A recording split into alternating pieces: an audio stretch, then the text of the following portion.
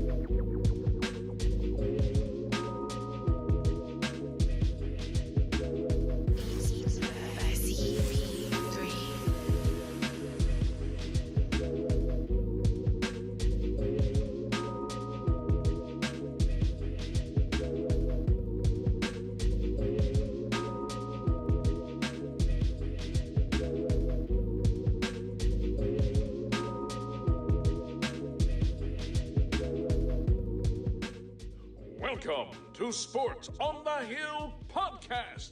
Hashtag DC Sports Without the Politics with Carol. True Radio Network. Thank you, gentlemen. That's right. You know what night it is. It's Monday night. CP3 live from the lab. We got Robbie in the man cave. You see, we got Tim C in the room B already on the feed because we're going to do things a little different this week. We starting out with NBA playoffs. But before we get into everything, I want to welcome y'all to episode 309 of Sports on the Hill podcast, coming to you live, breaking down the week that was in sports, DC sports and all sports related. As I said, I'm CP3. Got my man Robbie G. How you doing tonight, good sir? I'm doing good. Can you hear me all right? Oh yeah, you coming in loud and clear. Awesome.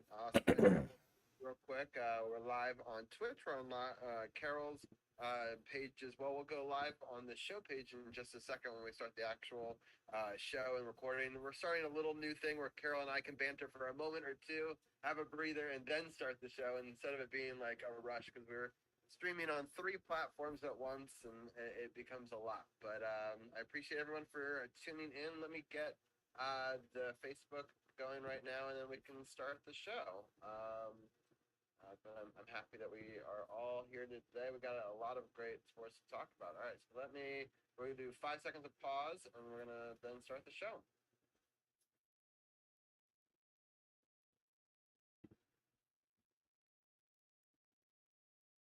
I think that we are live now on Facebook. There's always a momentary delay. Oh wait, is it not? Hold on. I love it when it fails. Hold on. It says it's recording. Let's see. Is it actually recording or not? We are live. Okay, great. All right, well, welcome to episode 309 of Sports on the Hill podcast. I'm joined, like always, by Carol. Carol, how are you doing tonight? I'm doing pretty good, Robbie. Can't complain. Got a lot going on, but all in all, it's a beautiful day. We got some good sports to talk about. The Nats actually had a winning week, so we got a positive first time this season, and got some good playoffs and hockey and basketball. And yeah, it's just a good day, man. Just a good day. Yeah, I'm excited. We've got a couple of different live sporting events going on, and I want to thank all of my friends on Twitch for tuning in. We've got Champ and Carly over there, and everyone on Facebook as well. We've got a lot of exciting sports to cover. The Miami Heat game against the Knicks, it's getting a little bit tighter. It's 79-71. The Heat are still up in that one. We'll break that down with our NBA roundtable. We've got Tim and Arun already here to talk about that. We've also got a live hockey game. The Vegas Golden Knights are playing the Edmonton Oilers. That series is tied 1-1. This game is in Edmonton, and it's the series is tied 1-1. The game is tied 1-1. Got 6:35 left in the first period in that game. And if you're on Twitch, you'll see live scoreboards and updates on there as well. We also have Scorebot now in on Twitch, so live scoring updates will happen in chat, as well as you can play Pokemon games as well. So lots of fun, different stuff to do on that end. We got Carol's feed as well. So we're starting off with our NBA talk. Then I'll let Carol talk about the week for the Nats, and they actually did pretty well this week. And then after that, we're going to bring Champ in. We're going to do an abbreviated XFL championship preview. We'll also talk about the wonderful interview that Carol did earlier this week that you can definitely check out on sportsothp.com. So lots of fun stuff to break down. Carol, I need to fill my glass of water, but Carol, let people know a little bit about your interview you did at the top here, about what you were able to do and what you were talking to Janae about at the start of the podcast, and then we'll also break it down a little bit more during the XFL talk. No doubt, no doubt. Last week we had our annual Commanders off-season special where we broke down the draft picks and the free agent acquisitions that were acquired in the off-season.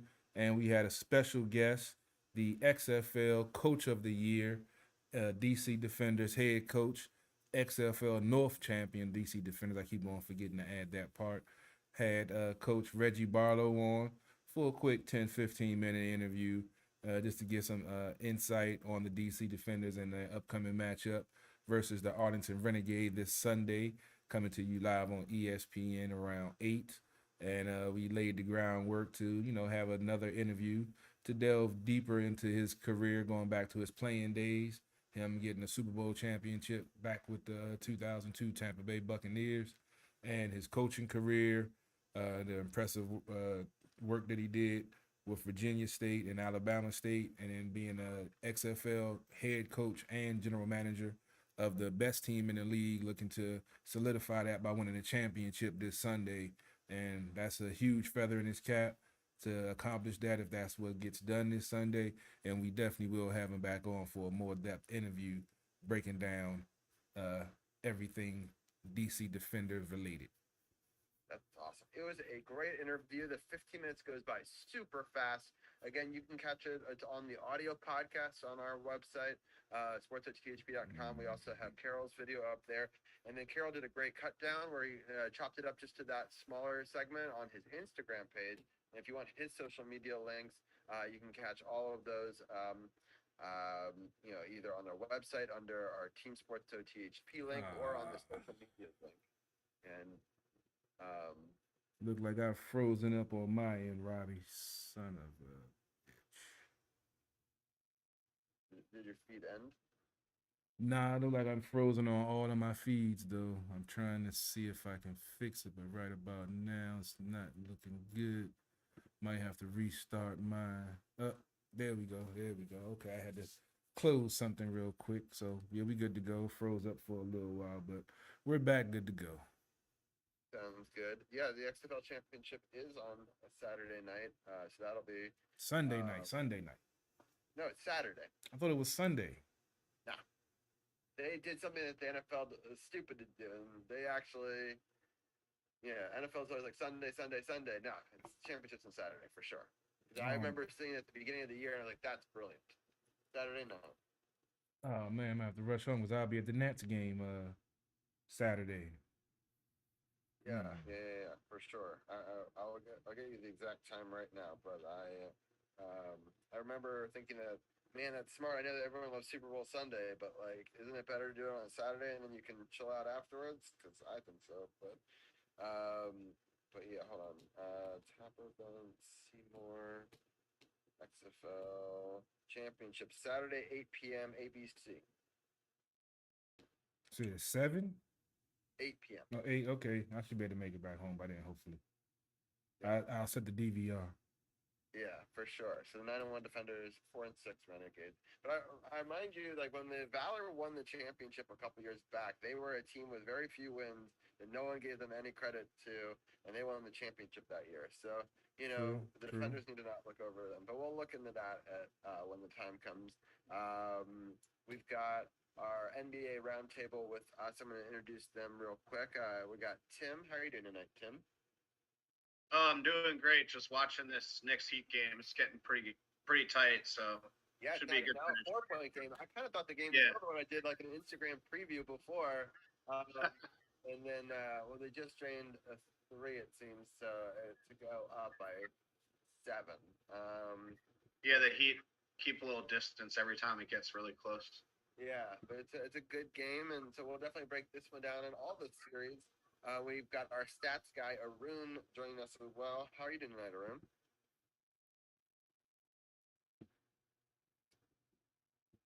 Oh, I don't hear you, Arun. Are you double muted? You're not being listed here. I don't know. Maybe the mic is.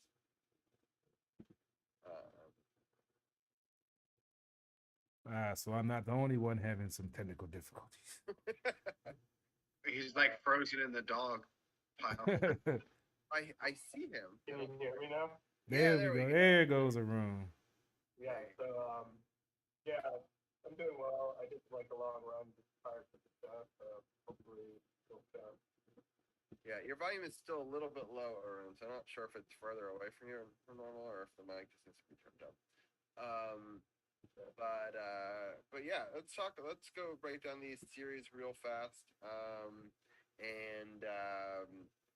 We can. Carol, do you have it on the view that I can switch to show stats? Is that okay? Yeah, it should be good to go. Okay. Let me just change my participants and swap screens.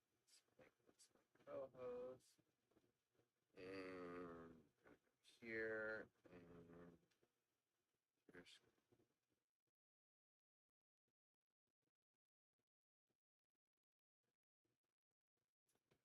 Right, should be good to go. once.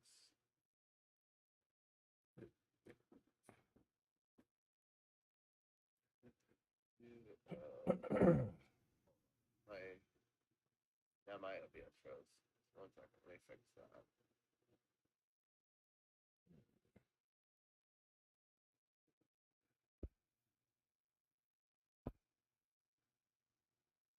Now we've all I hate that it does this randomly.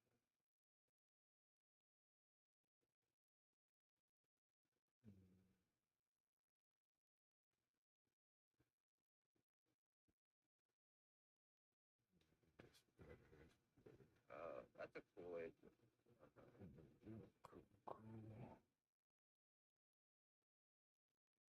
Yeah, I'm good. I'm good on my end. You can see it. Oh yeah, I'm good. I'm good. All right. Well, here I'll pull up the scoreboard for this live game. I'll let Tim talk about this series real quick. Hold on, let me pull it up here. So far, so in the game 1, the Heat won 108 to 101 over the Knicks, and then the series shifted a bit. The Knicks won the second one, 111, 105. In game 3, the Heat won 105 to 86, and then right now the Heat are winning 88 to 78. Well, I figured out how to fix the screen. Tim, why don't you talk a little bit about your thoughts on this series so far? Yeah, for sure. I think most people probably pick the Knicks in this series, but it's really looking bad for them right now. And I don't just mean this game. Obviously, the Knicks, they're the higher seed. They have the home court. They had a better regular season than the Heat, but despite the injuries that the Heat have had to Oladipo and to Tyler Hero, they really have looked like the better team pretty much every game. I know the Knicks took a game and it's still 2-1 and they have a chance in this one, but Jimmy Butler just looks like the best player in the series. Clearly, the Heat just have a lot more playoff pedigree and a lot more experience, even with their injuries. And I think you kind of just throw the seeds out the window. It's been a long time since the Knicks have had a deep playoff run. I don't think they've even been to the Eastern Finals for since we were little kids, basically. So it's been a special season for them. I think a lot of their fans assume they would at least win this series, but just something's something's in the water in Miami. I mean, between the Heat and Panthers winning as 8 seeds, and then they had like a big Formula One race this weekend. They just have some good vibes, and they're upsetting teams in every sport. So I just I think that they just look good right now, and it's sad for the Knicks because they've been starved for success, and they really should win this series, but I don't think they have enough offense. They're a really good defensive team, but the Heat just are able to score more and they have more balanced scoring. Like in the first half today, all 10 players that they played scored, which is pretty impressive. They have a great coach too. So that's. I have a scoring update. The Golden Knights just scored a beautiful goal on the Oilers where they took it from one end of the blue line where they took the puck. I had a great passing play and then another great passing play down low right across the goal mouth for a tip in for the goal. They take a 2-1 lead, and it was in the final minute of this first period. So that's definitely a huge momentum for the Golden Knights, over the Oilers here in this first game in Edmonton. But I agree with you, Tim. It's interesting watching this series evolve. I just don't know. The Heat seem to have been there before, and that experience seems to be helping them a little bit. Arun, what are some of your thoughts about this? Yeah, I think after game two, I was kind of thinking, even though the Knicks won game two, Jimmy Butler didn't play, and it was still a close game. And after that, I kind of thought Miami was in the driver's seat. And Jimmy Butler was kind of laughing at the end of game two, even though the Knicks won. It was still like Miami could have walked away with a 2-0 series lead. And because the Knicks didn't really take care of business, I was thinking that Miami should be favored to win this series. Remember, me and you went to that Miami Heat Wizards game, and Miami didn't even have Butler, Hero, or Bam Adebayo, and the Wizards only beat the Heat by 1 point. And then I think later in the season, the Wizards lost a one-possession game to the Knicks, and the Knicks were full strength. So it's just, I think it's a testament that the Heat are just a really well-coached team. Thibodeau may be getting a little bit exposed in this series, especially since like guys off the bench haven't really been playing well. Quickly kind of struggled, and he was a Sixth Man of the Year candidate. Hart is not. He was playing well in the series against Cleveland, but Spoelstra's like let him have the open 3-point shot he hasn't been able to convert. And I don't think Randall has been great other than game two when Butler was out. Brunson has been kind of solid, but he needs to be a little bit better, especially to pick up the slack of his teammates. And Miami's they're probably were like the 6th best team in the East. They lost the play-in tournament to Atlanta, which may have been a little bit fluky. So if there was no play-in tournament, they would have been the 7th seed. But Brooklyn, after the Kevin Durant trade, was worse than them. So Miami picked it up at the end of the season. They were one of the worst 3-point shooting teams.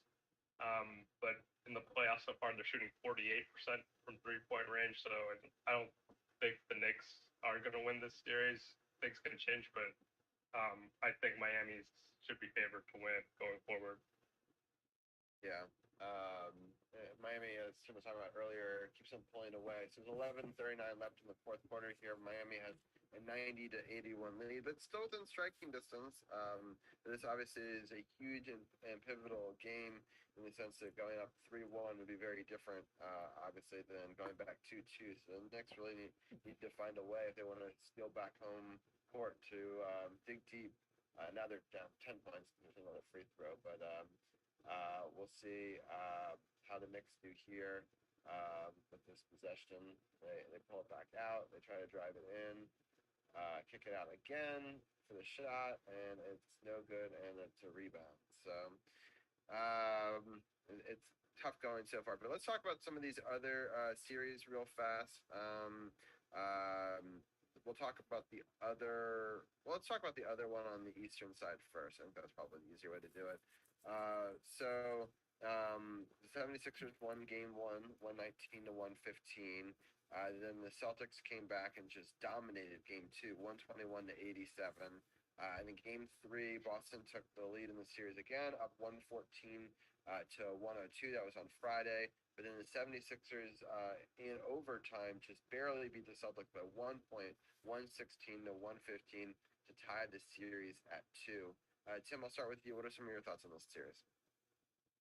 This series has been really interesting.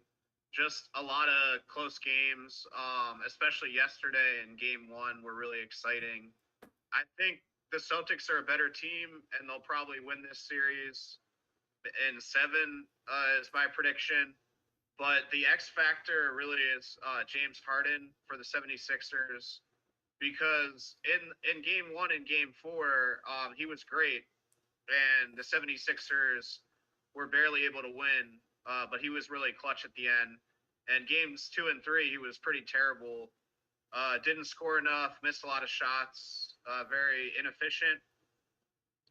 And so I just think because he's the second scorer on the 76ers and they really need him, and his record in the playoffs isn't great, and Doc Rivers' record in the playoffs isn't great besides his one championship early. That's why I still pick the Celtics in 7. But this might it's one of the better series definitely this playoffs.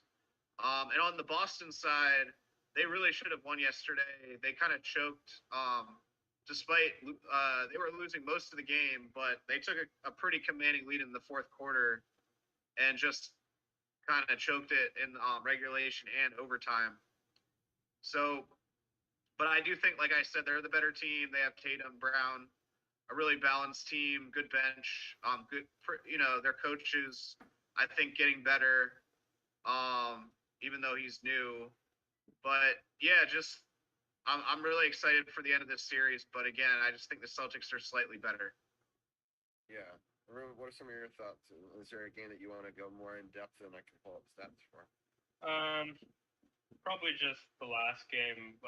James Harden, I think, was like something like 16 or 23 from the field, and he had 42 points. It was kind of crazy. And Harden, the previous game, I think he started like 2 of 12 from the field, and this game he's on fire.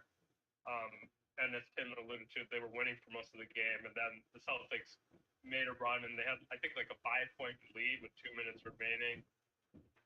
But I think Marcus Smart, for some reason, he's like too much involved in the offense, like in the clutch situations, getting like a little bit of like Bradley Beal vibes in the clutch, and they have Brown and Tatum, so not sure why Smart is initiating so much of their offense. But it kind of fits them at the end, and like to tie the game, they could have given up a 2 to Embiid, but they let a wide open 3, and that by Harden, and who's already on fire, and that the Sixers took the lead.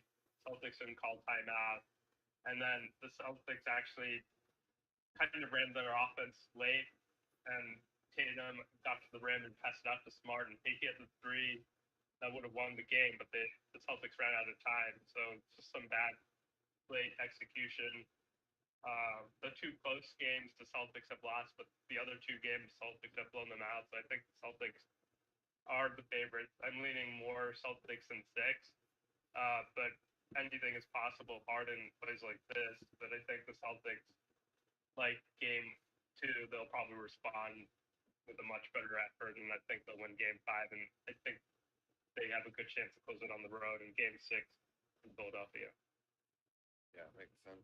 Let's take a look at the other side of the bracket. We're going to go back here, and we're going to talk about this Nuggets Suns one first, and then we'll do a little bit of a preview over the second half of this doubleheader that's coming on tonight on TNT. This series is between the Nuggets and the Suns, and the series, just like the other one, has kind of gone back and forth. In game 1, the Nuggets beat the Suns 125 to 107. In game 2, it was closer. It was a 10-point victory, 87 to 97. In game 3, it shifted to the Suns, both in location, and they outplayed them. Outscored them 121 to 114. And then it was a really close game yesterday. They beat them 129 to 124. Tim, any thoughts on this series? Yeah, definitely. This series to me, it's really kind of under the radar. You have the big marquee series, especially in the West, is that Lakers Warriors series. You know, then in the East you have New York, Philly, Boston, Miami, all big markets playing really tight series. You know, earlier in the night, so more people can watch. I feel like this is not getting a lot of attention until that obviously last night. That game really was the marquee game of the series. Not only to have a really close, hard fought game, but obviously you have Jokic pushing, well, sort of pushing the Suns owner, and you have that ruckus on the sideline. So that kind of overshadowed the game. But I would say that story alone, and the fact that he wasn't suspended but he was fined, probably is getting more attention than the actual series. But I think it's going to change. And the Nuggets look so good games 1 and 2 at home. I really thought this might be a short series, and they were in really every game, even the last two. I just think Phoenix obviously plays a lot better at home. They have a lot to prove with the trades and with they kind of choked in the last playoffs. Durant was great. Just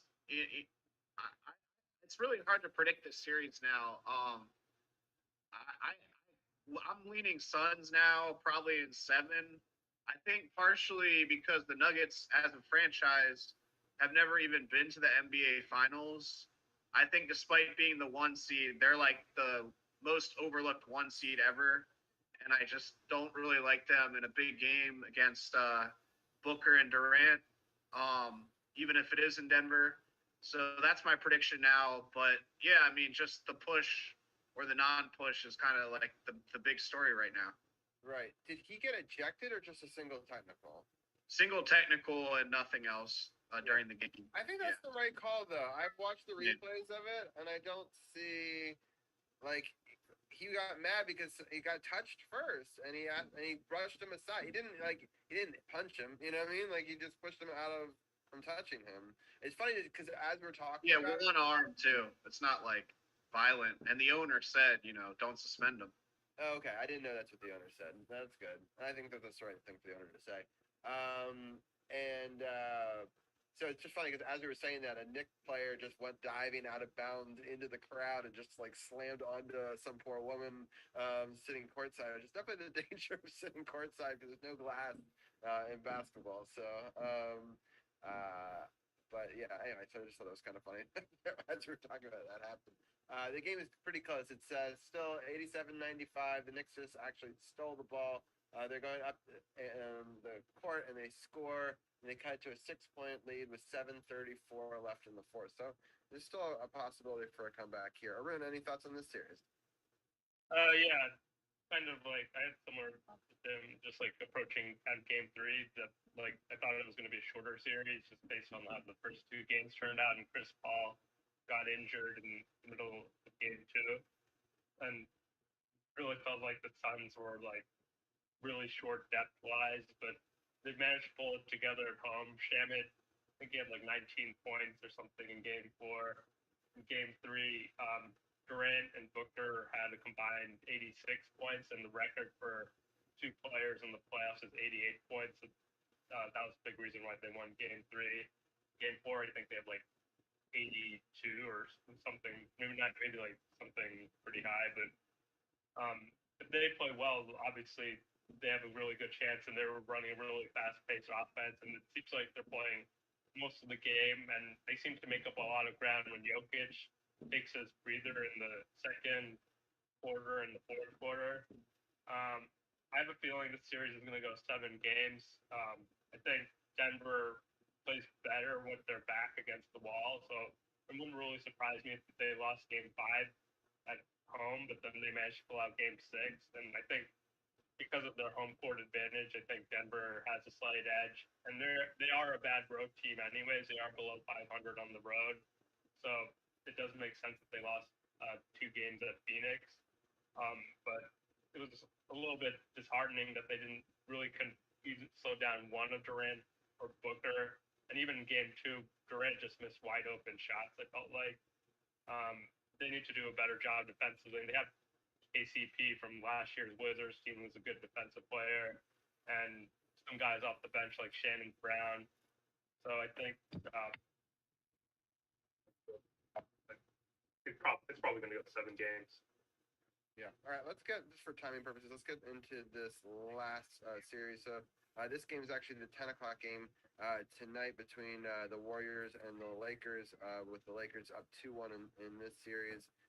So the way that this series has panned out, they won the first game 117 to 112. And then on Thursday, the Warriors came back and tied the series. So this game, remember, the Lakers were a team that had to play in to get to this spot. And we're able, the Warriors are obviously the favorite team and defending champions. So the Warriors win the game 2, 127 to 100, just an absolute blowout. But then game 3, the Lakers come back and they end up blowing out the Warriors on Saturday, which sort of leads to this interesting matchup, which I think will be much closer tonight. Again, that game starts in about 25 minutes. We'll have scoring updates in the second hour from this as well. But we'll start off with you, Tim. The Lakers are playing better than I expected, and they're now a very dangerous team. Yeah, definitely. The Lakers were clearly, one of the best playing teams ever. I know it's only been a few years, but they are a much different team since the trade deadline because they changed their roster a ton. They kind of fleeced the Wizards by getting Rui. He's been great in the playoffs, scoring a lot. LeBron's still, playing great. Definitely not washed up like Dylan Brooks said, or old. Yeah, they just look really good. It's just hard to ever count the Warriors out because I thought that they were going to lose to the Kings when they went down 2-0, but they managed to come back, and that Kings team is really good. I just still could see the Warriors winning this in 7, but the Lakers look like they could win the series and win the title. They're playing that great, and I think Austin Reeves is playing really well because he wants to get paid. So they have some motivated guys with the chip on their shoulder. It's just, again, like, you can't really pick against the Warriors until someone ends their dynasty. So maybe it's this year, but it's just really tough to beat them in an elimination game. With Steve Kerr, he's always making adjustments, and then the Warriors just come up clutch when it matters. Yeah. Just a little programming update. We're going to switch our XFL talk to the end of this show. There's just a lot to break down, and so we just want to make sure we fit it all in. We're going to have Carol's Nats talk next, and then we'll have our special guest be joining us for our NHL roundtable to start the 10 o'clock hour. So then XFL will be again at the very end. It'll be an abbreviated segment. So I appreciate you for sticking around for that. I just want to put that out there. So it's been a close and exciting game again in this basketball game. And there's a foul here called. The Knicks are right now within 8 points with about 6 left in it. So it's still, it's a close game, but the Knicks need to mix some ground up. Your thoughts quickly on this Lakers series? Yeah, I think this series is like just flips from one game to the other. Like, huge blowout in game 1 by the Lakers, or not the blowout. It was kind of a blowout in the fourth quarter until the Warriors made it close in the fourth quarter and they went on a run. And then game 2, the Warriors just ran pick and roll over and over again with Steph Curry, and Klay Thompson was able to knock down 3-point shots. Even though Rui was on fire, he couldn't guard Klay. And then game 3 looked like it started out a similar way. Klay Thompson started off well, but then he also kind of faded throughout the stretch of the game. JaMychal Green, who was great in game 2, missed his corner threes. Draymond Green got in foul trouble in the second quarter. Not probably was the turning point of the game. Um, the both of the games that the Warriors have lost has been a huge free throw disparity. Warriors need to find a way to get to the line somehow. Even in the regular season, that kind of bore out that the Lakers got to the free throw line more. And it's hard to say, like, they're just like weird adjustments that the Warriors and their backs were against the wall in the last series. They were down 0-2, won 2 games at home, and they won Game 7 on the road.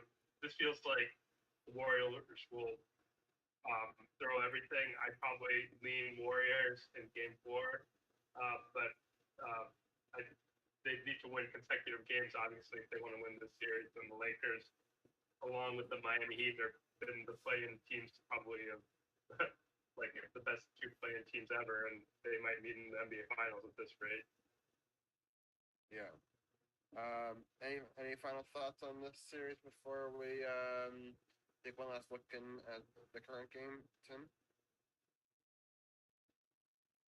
No, I just hope tonight is closer because yeah, like 2 bad games in a row. Even though this is I think this is the marquee matchup that all the media wanted because just so many stars in history. So we need some closer games. Yeah, for sure. Well, Tim and Maroon, I look forward to next week having you guys back on to break down sort of the conclusions of these series. And so I think that all of them would be over, if I remember correctly, before the next week. I'm trying to remember when the last one of the series is, I think.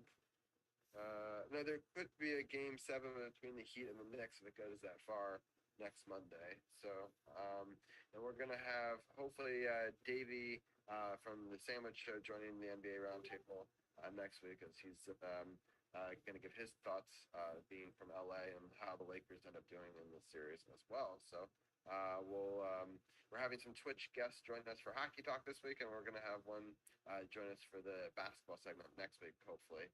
All goes according to plan, but the timing for the show is still to be determined. It depends kind of if the defenders are able to win. And if they are, then they're going to be first, and then we'll move everything around based on that. So hopefully that's the case.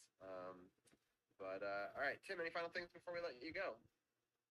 No, it was good hanging out, and hopefully next week we have a lot of good endings of the series to discuss. Yeah, for sure. Ruin, any final thoughts before I let you go? Yeah, Scott Foster is officiating Game 4 of Warriors Lakers, so conspiracy theorists think the Warriors are going to win. Okay, that's interesting. Vegas on the power play, minute left. Their power play, they are up 2-1 early second period in that game. And right now the Knicks are still behind 91-99, but they are shooting 2 free throws right now with 4:40 left. So we'll give some scoring updates on those NBA games after Carroll does his Nats talk. But I appreciate you both for joining us, and we'll have you back on next week to continue the playoff talk. Sure. Thanks for having me on. Thanks, guys.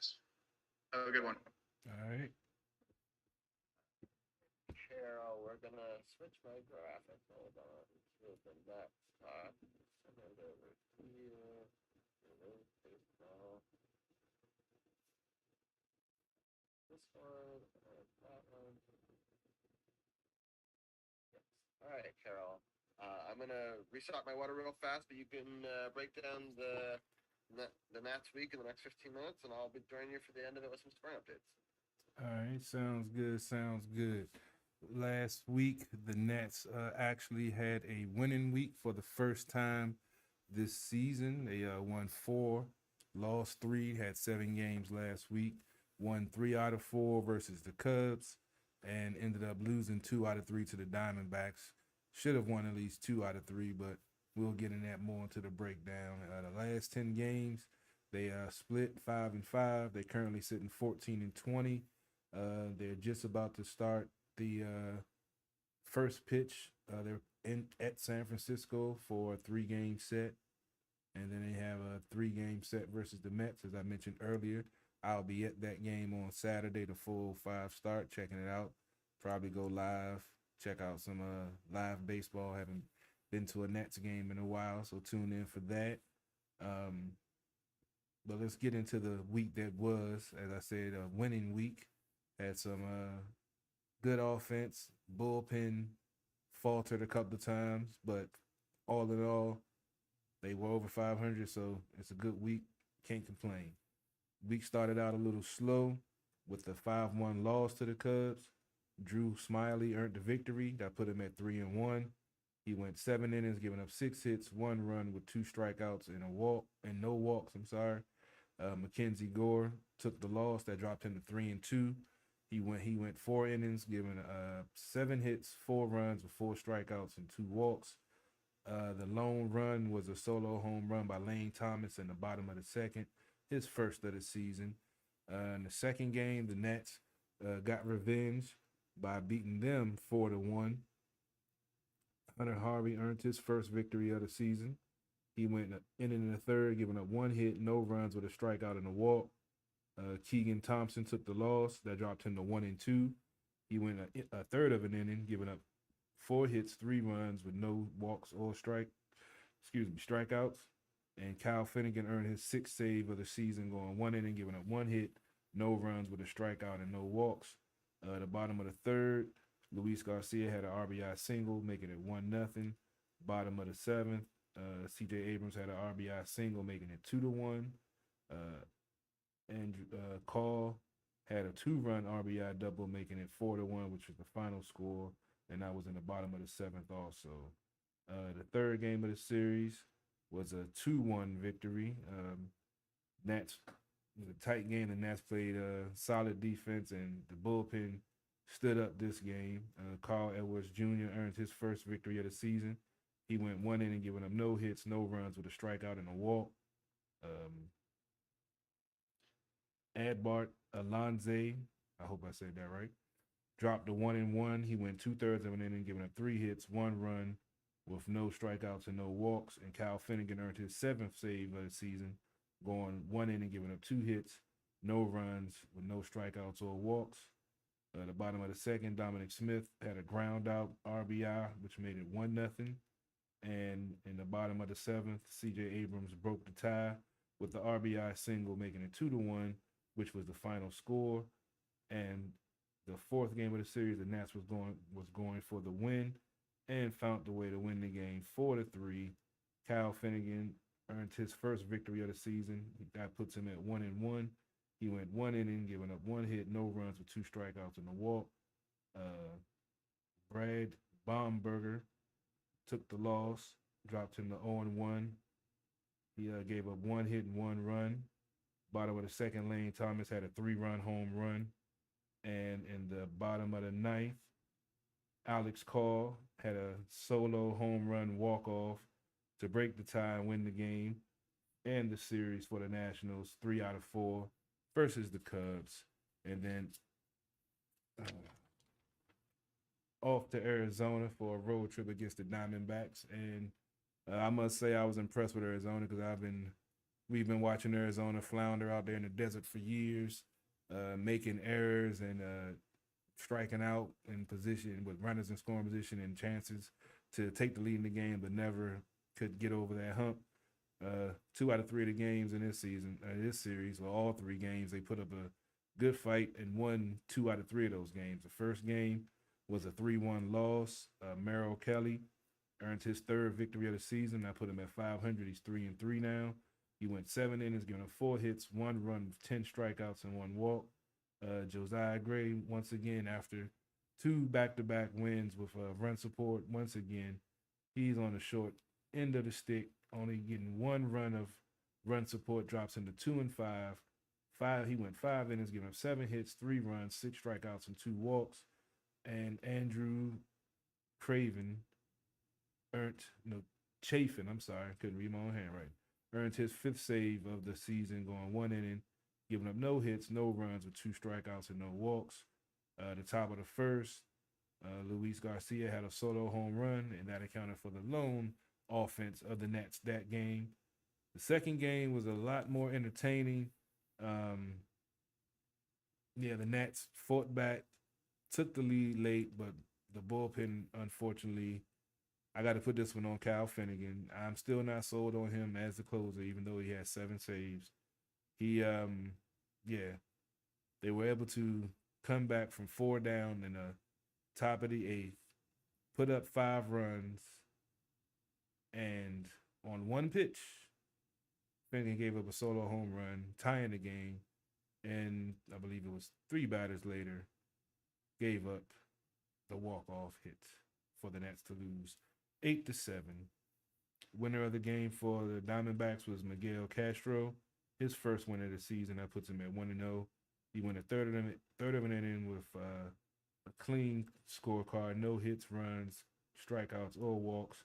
Kyle Finnegan took the loss, dropped him to 1-2. He went a third of an inning, giving up 2 hits, 2 runs, with no strikeouts and 2 walks. The top of the 4th, Ruiz had a 2-run RBI double, taking the lead for the Nats, making it 2-1. Then, can't reach my handwriting. Solo home run by, is that Ruiz? Yeah, I think Ruiz, that was a big game that he had. Yeah, solo home run by Ruiz, making it, putting the Nats down 3. And Vargas had a 2-run RBI single in the top of the 9th, not the 8th, I'm sorry, it was the 9th when they mounted to come back, had a 2-run RBI single, making the game 6-5. And then Lane Thomas hit a 2-run home run, making it 7-6 in the top of the 9th. And as I mentioned, Kyle Finnegan faltered in the bottom of the 9th and gave up 2 runs for the final score of 8-7. Then the Nats tried to salvage the series and not get swept. And this was another game where they were down and found a way to come back. But this time they were able to hold on and win the game. Yo, what's going on, Robert? You got a live update for us? I do. Actually, in the Nats, they just started their game and they're up now 1-0. Yes, I saw. Was it Joey Meneses with an RBI? Yeah. So I unfortunately don't have it up. I'll be totally honest because I'm watching the 2 playoff games. But what's great about having a score bot on Twitch is the Twitch bot just told me, so that's kind of cool. So yay for a bot to help us with our jobs. So that's a good way to start off the series with versus the Giants. Get an early run, and hopefully get some solid pitching and some run support, and keep on tacking on runs and start this road series out the right way. But getting back to the last game of the Arizona series, Erasmo Ramirez got the victory. That put him at 2-1. He went an inning in the 3rd, giving him 1 hit, no runs, with no strikeouts or walks. Miguel Castro took the loss. That dropped him to 1-1. He went 1 inning, giving up 3 hits, 3 runs with 1 strikeout and no walks. And Hunter Harvey earned the save, his first save of the season. He went 1 inning, giving up no hits, no runs with 1 strikeout and 1 walk. The top of the 1st, Alex Call had an RBI single, making it 1-0. The top of the 5th, Lane Thomas had a ground out RBI, making it 3-2 at that point. Luis Garcia then tied the game with the RBI single, scoring Thomas, making it 3-3. In the top of the 7th, Kyber Ruiz had a fielder's choice RBI, which made it Nats down by 3. Then Joey Meneses came up with an RBI single, scoring a runner. I forgot Ruiz was struck out. I didn't get the player that scored. That made it 7-5. Nats still down 2 runs. Then Vargas had a ground out, scoring Stone Garrett, which made it 7-6. And then Joey Meneses, man of the hour, top of the 8th, 3-run home run, making it 9-7. And the Nats hold on behind Hunter Harvey's clean, no hits, no runs, 1 strikeout and 1 walk. 9th inning appearance to salvage the week and give them above 500. And ironically, I was doing the At the Bar Radio live show, and they went down 7-3. And I was talking trash about them, so they came out of Chicago winning 3 out of 4. They just had to win 1 out of 3 against Arizona to have an above 500 week, and they were going to find a way to come in under 500. And then I look up, and then they find a way to win the game in the top of the 9th. So I don't know if they was listening, but yes, the Nats had a winning week and starting off this series the right way. I believe I just saw another update that Dominic Smith singles to score Luis Garcia to now make it a 2-0 lead. So the Nets are starting off the uh, the series the right way, getting some early offense, which is something they desperately have been needing lately. And it's good to see they're starting out the right way. As I mentioned the upcoming games, but I'll go over them again real quick. They're at San Francisco for a 3-game set Monday, Tuesday, and Wednesday. Monday and Tuesday are 9:45 start Eastern, and Wednesday is a 3:45 start Eastern. Then they come back home to face the Mets for a Friday, Saturday, Sunday matchup. Friday is a 7:05 start. Saturday, the game that I will be attending, will be a 4:05 start, and Sunday is a 1:35 start. So yeah, after the Saturday game, we're going to have to rush home to get here for the XFL championship game. I didn't realize that they moved it from Sunday to Saturday. I think you muted, Robbie. All right, got more scoring update. So the first one was a Joey Meneses single to right, Luis Garcia to third, and Lane Thomas scored. And the second one, Dominic Smith single to left center. Joey Meneses scored. Meneses to second. Luis Garcia scored. And then Alex called double to deep right center. Dominic Smith to third, and Joey Meneses scored that one. So that's how we got to our 3 runs, and we got somebody on second and third with 2 outs now. So,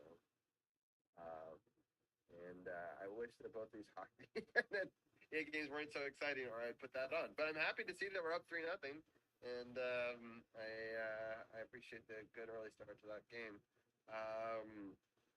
All right, Carol. Any more thoughts on the Nats, or do we want to shift gears? Yeah, we can go ahead and shift gears. I mean, like I said, they had a winning week for the first time all season, so hopefully they can build off of that. Look like they, got some momentum in this game. Hopefully the pitching, holds up, and they continue to score and can get a victory and go for the series win tomorrow, and then possibly the sweep the day after that. Yeah, I'm going to talk a little bit of NBA for just a minute here, because we got the final minute of this Miami Knicks game. I just want to give a quick little scoring update.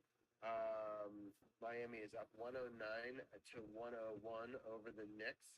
There's about 10.7 seconds left. So it looks like Miami is going to hold on to get that. Vegas is up 2-1 over Edmonton here with 12:43 left in the second period. Oh, and they score again right as I mentioned that, and now Vegas is up 3-1 over the Edmonton Oilers, which is a bit of a bummer because I have to admit I was rooting for Edmonton in this series. Let me switch up some of the graphics real quickly, and we can put up our hockey graphic. Work real fast, and with that, we'll start to bring in our hockey roundtable. And I know that we'd start the hockey talk right at 10 o'clock. So we will talk a little bit about this live game until all of our guests get here. But we can bring in one of our 2 guests in now. We can bring in Ryan, that E-flat guy, into the conversation, who is a diehard Canes fan. He's also a musician here on Twitch.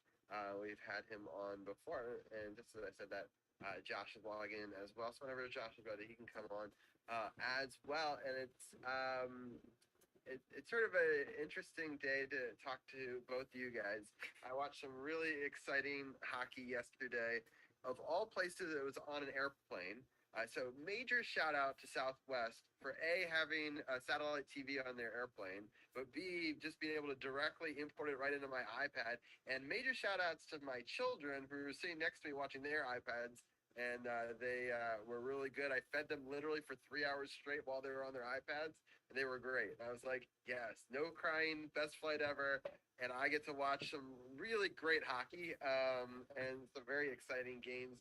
And I'm excited to have fans of 2 different teams on. I'm going to introduce both of you guys, and then we can talk a little bit of hockey. You guys have both been in different segments on this show before, which is kind of fun. But today we're going to do it as a hockey roundtable. So I was already starting to talk about Ryan, who's known as Daddy Flat Guy on Twitch. He's a musician with Perfect Pitch, and he's a very entertaining guy. Somebody I followed since the very beginning of his streaming, and to watch his growth has been fantastic. And I'm a mod over there, and I have a ton of fun over on Ryan's channel. I'll say hi to you first, Ryan. How are you doing tonight? Hey, Robbie. Yeah, I'm doing pretty good. Yeah, it's fun, and also hey to everybody else. Hey, CP and What's going on? Josh. I'm doing good. I'm excited to be here to talk about sports, and yeah, it is kind of funny timing considering the way recent results went. I was explaining to Robbie that I actually maybe I was partially, if I'm superstitious, which I'm really not, it's just kind of joking, but I Carol was and not I able. both are, so I'll mind you, Barry. So Well, I wasn't able to watch the game at all yesterday. That was already a foregone dilemma I knew was going to happen. So I can blame that a little bit. you watched the first they, two games they live? didn't show. Yeah. They didn't show up because I didn't show up. Right, there you go. I mean, Carol, you and I both had these situations in the past with our Capitals. It does. I'm sorry, playoff hockey. There's nothing that's going to stop me from watching. If it's on my Unless it's a job. phone, if it's on my tablet, I'm going to be watching the game somewhere. I'm sorry. Yeah. It just I has to was happen. actively making music during the game, so I can't really watch playoff hockey and make music at the same time. It would be a challenge. We'd have had to reschedule that session. I'm sorry. So yeah, it's Die Hard fan. Did you catch games 1 and 2 though live? Yeah. And you won those games. So yes, you have to watch game 4 is what we've decided for sure. So that tomorrow. Let me introduce Josh as well. So Josh Turk is another recording artist and a great Twitch musician in his own right. I also moderate his channel as well. He has a new single, which we'll talk about towards the end of this segment, that he's going to be releasing and maybe even playing for us live tonight. And Josh, I know you're a diehard Toronto fan, and that they finally made it out of the first round. So I want to first congratulate you because I've followed Toronto now for about the last 10 years as one of my secondary teams in the Eastern Conference. And in fact, I used to follow, their media as sort of examples for why I wanted to do some of what I do. Cool. And so I really like Steve Dangle a lot. He was my big inspiration for wanting to talk hockey. And so I really am so happy that you guys made it out of the first round. But it will be with a huge asterisk if you get swept out of this thing. So it's going to be – this game 4 is very important whether or not even if you don't win the series, whatever, but just the memes, I think, are just going to be disastrous. It's one of those things, like growing up in Toronto, and having this huge hockey legacy behind you. My dad was still like a little kid when they won their last Stanley Cup. It's been over 60 something years, I think it was, since we actually, given that, I'm not even sure that he was born at that time. Yeah. Given that time frame, it's been like over 60 years since we won a Stanley Cup. And further from that, I think the last time a Canadian team won the Stanley Cup was like 93.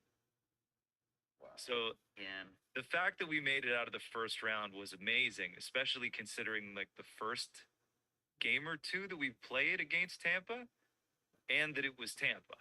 Like that was just, we weren't sure about that. Those guys in Boston seem to be our Achilles heels, but the Panthers are giving us a good run for our money. Yeah, so it's almost it's 1964 was the last time that you did it. Yeah. It's been a long time. And then, God, the scoreboard is, I think, as fast, if not as fast as my live cable TV, which is impressive. And it just said that they took the lead 4-1 with 7:57 left. Which I'm so happy I have this bot because it makes me look up and watch the goal live. But another goal scored. These Vegas Golden Knights they're pesky and they're dangerous, and I feel bad for the Oilers because they're the other Canadian team that I really enjoy. And those are I kind of wanted an Oilers versus Toronto final. You and me both. That would be phenomenal. Little Matthews against McDavid. Like, who doesn't want to see that? Carol clearly doesn't want to see it. No, I mean, because being a Caps fan, I understand getting out the first round and then that second round let down. It's called the building process, and I know it's frustrating. Sometimes it could be long and tedious, but when you finally get to the the cusp and get the the fruits of reward like the Capitals did in 2018, it is rewarding and it feels good, especially when you're a fan for a long time. But like you say, over almost 60 years without a championship, and the constant falters, and what it was 11 straight series of not closing out or something, and they finally do, and like you say, they possibly get swept. I mean, I said it would go. I said it would go 5 because Florida, they're a pesky team, like you said. They're strong defensively. They get a lead. It's hard for another team to get a goal back because they're so strong in between the blue lines, and they don't let you get in. They make you play the whole 200 feet. So I knew it was going to be an uphill battle. I didn't think it was going to be a possible sweep, if not a sweep. But I mean, y'all just gotta just keep building. I think once y'all get a solid goaltender, that'll help y'all a bunch, because the offensively, the way you guys play, and I'm not gonna say lackadaisical defensive play, but I remember Bruce Boudreau, wide open offense and some defense, and that's what I see with Toronto and with Edmonton. 100%. And it's just about building it and getting that toughness and getting that playoff experience, and they can build off of that. Unfortunately, it won't be this season, but they have something they can look forward to. Right. I mean, I'm not counting them out. It would be really great if they could pull it together Yeah. and figure it out. That would be awesome. Win a couple of games and make it exciting. I mean, that would be great. Just to kind of come out from behind and be like, okay, we gave them 3. Let's figure this out. Mm-hmm. But I agree with what you were saying, CP. And the biggest thing that I found with the modern Leafs is that we're fast. We got guys that like to handle the puck, and they're very finesse oriented. We don't have a lot of grit. We don't have a lot of guys that'll take you into the boards and scare the bejesus out of you so that you won't check them again. We don't have those guys. Got to get one. We're starting to build some of them, but I mean, even if you look at the point differential, we've what is it? Mitch Marner had 12 points, Matthews 11. You had Tavares, who's our team captain, with 7. Neil, the 4 main guys putting up points for our team haven't scored any in the second round. Yeah. And so you find this, or at least what I find with the Leafs sometimes, unfortunately, and again, I'm a huge fan, so this is coming from somebody that believes in them, that they get a lot of momentum, and then it just kind of dissipates. It doesn't really it's very on and off with them, and it really depends on the game, really depends on the moment that they're in. And I kind of subscribe to the same mentality going into this round, going oh, this is awesome. We're not facing Boston again. This is terrific. We beat Tampa. We're not facing Boston. Who are we playing? The Panthers. Terrific. But I think the players took on a little bit of that attitude too, and we forgot that the latter half of the season, the Panthers were kind of on this upswing, and they had momentum, and they had this energy going into the playoffs that we clearly weren't prepared for. Definitely strong. Strong. Yeah. Speaking of the Panthers, that was the Hurricanes played them in the last game of the regular season. Oh, yeah. And if the Hurricanes lost, the Panthers would have jumped up to the first wild card spot, and the Hurricanes and the Panthers would have matched up in the first round. And I really did not want to see that. And as you can see, why I did not want to see that. They That's really crazy that it came down to that, because they had to end up beating the Capitals in those last week to make it to it, because they had to win 7 of 8 to even So it's interesting which games they won, so that way they didn't jump far enough. But the Capitals, if they had won 7 out of their last 10, they had a chance at it. So it was just interesting to see who took it at the end. And sometimes that's a really dangerous team, that desperate team that just fights and claws and finds their way in, and then beats a Boston team that had the most wins in history, which is So They I have heard a lot of Boston fans are kind of really happy right now because now they feel like it wasn't a fluke, that they just I got mean, bounced. Florida has a good mix of veterans and youth. Like I said, they have speed and they have grit and they have solid goaltending. So they have all the things that you need. And like I said, they want to upswing towards the end of the season. And then, like we always talk about with the NHL playoffs, like no other, a team can get hot riding a hot goalie or a hot team, and run them victories off. And next thing you know, they hosting the cup and having a parade. So that's the one beautiful thing about hockey, that it doesn't matter what your record was. Well, we're seeing that in other sports now. We were talking about the XFL with the 4-6 team making it to the championship, but hockey, at one point was the only sport where a team that wasn't the best, a AC, could actually make some noise and could possibly win the whole thing. Absolutely. And like further to your point, Robbie, as well, you can't count the underdog out, especially at home. And so we're in a really dangerous position. And CP, what you were saying about goaltending, I mean, Samsonov is doing everything that he can. He's been standing on his head the entire first round, and he got hurt. We're 3-0 against the Panthers, and he got hurt. And like, Nyes is great, Wall is great, but they're not the first round goalie. And so when you don't have your first round goalie playing for you, that's a problem. Coming back into this, he's got a little bit of time to heal up, and he said he was feeling better today. There were some reports that he was doing all right. But at the same time, like, what percentage are you talking about? Even 80% going into game 4 at a 3-game deficit, is that going to be enough? Probably. As someone who used to have Samsonov on their team, I was about to say, Robbie, go ahead. I was about to I say know. we know this story far too often, being a Capitals the guy's fan. drafted So from experience. yes, so I understand and feel your pain immensely. When he's not there when you need him, for the great numbers, I believe he should even shut us out this season. And then when you want him and you crave for him, he's not there. Yeah. He's had a good season so far this year, but you just, who knows, with injuries and timing and all that stuff. It was such a weird dynamic. So going back into yesterday and watching hockey games on the airplane, and these are both of your series, it was crazy because I found myself rooting for my former goaltenders. It was literally the tandem. Because I'm sorry, Ryan, I wanted a series. Like, I had to get a series out of this, because if you guys won that third game, it was just not a series, and it's not very exciting. So I was like, I really wanted New Jersey to win game 3, and then you guys can win game 4. You can close out the series. At least it would be fun and exciting. And I got the most wild and crazy game I could have ever imagined, Carol. I don't know if you've heard about this game, but No, I didn't. I'm looking at the score right now, and I missed a good one. 3 shorthanded goals by Carolina only happened like 3 times in NHL playoff history. Wow. And in every time that it's happened, that team has won. So, right? Because shorthanded goals are decimating, momentum stealing things, right? And those were 3 of their 4 goals, which sounds good. But then the other team puts up, was it 7 or 8? I think, did they get the 8? Say It was 8. Yeah, okay. I sort of stopped watching at 7, but it was just astounding, the sloppiness of the defense and the goals that were allowed and the crazy turnovers and the rushes up ice. And Vitek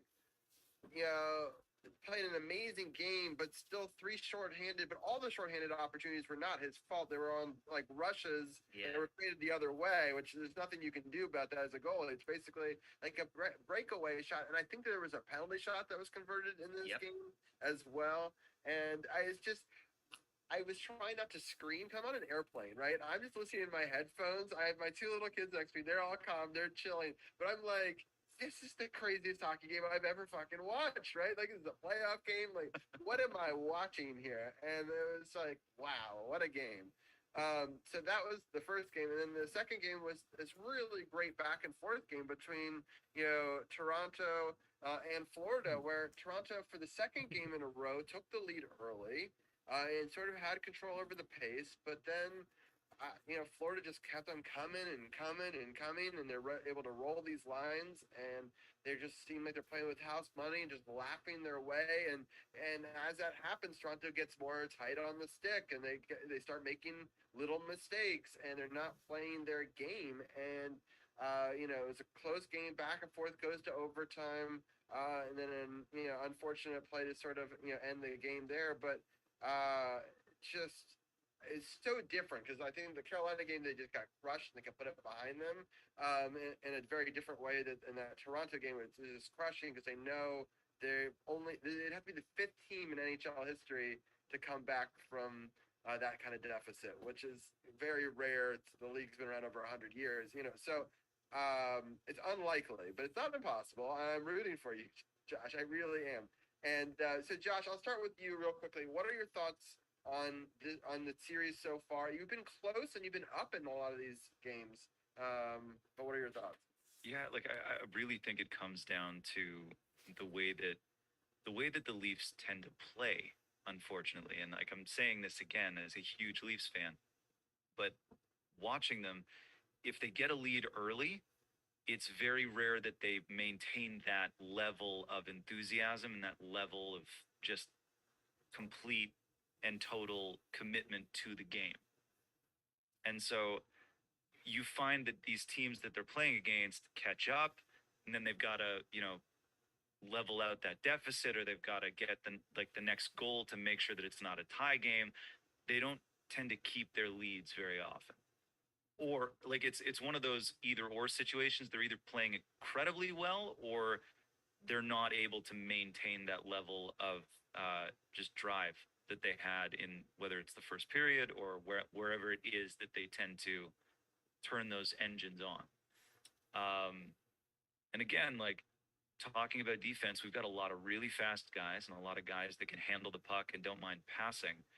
But we need some muscle in there. We need some guys they're not afraid to get a little bit dirty, to get into the boards, to make sure that people don't feel like they can mess with them, or to have that strength and security that maybe these guys who are more finesse players won't get into their head as much, won't try and like figure out a way to the net and just kind of take those shots that they need to take. Yeah, another goal or interference. I can't tell. I think it's another goal for Vegas. They're up 5-1 now. It was 4-on-4 with 27 seconds. There's a little bit of interference down low with the guy coming and being tripped and falling over him, and that left a yawning net that then the other guy came from behind and scored. I would not be surprised if this gets overturned here just because there was an awful lot of contact there. And if you're Edmonton, you have to challenge. I mean, it's 4-1 or 5-1, doesn't really matter. But like at that point, like you're trying to keep it at least a little bit close. Absolutely. I would say with the rate of officiating, I would also not be surprised if it's not turned over. Yes, what is goaltender interference anyway? Who knows? Right. Yeah, he doesn't touch him that much. I don't. You may have a good point here. He's skating through. He brings him with him.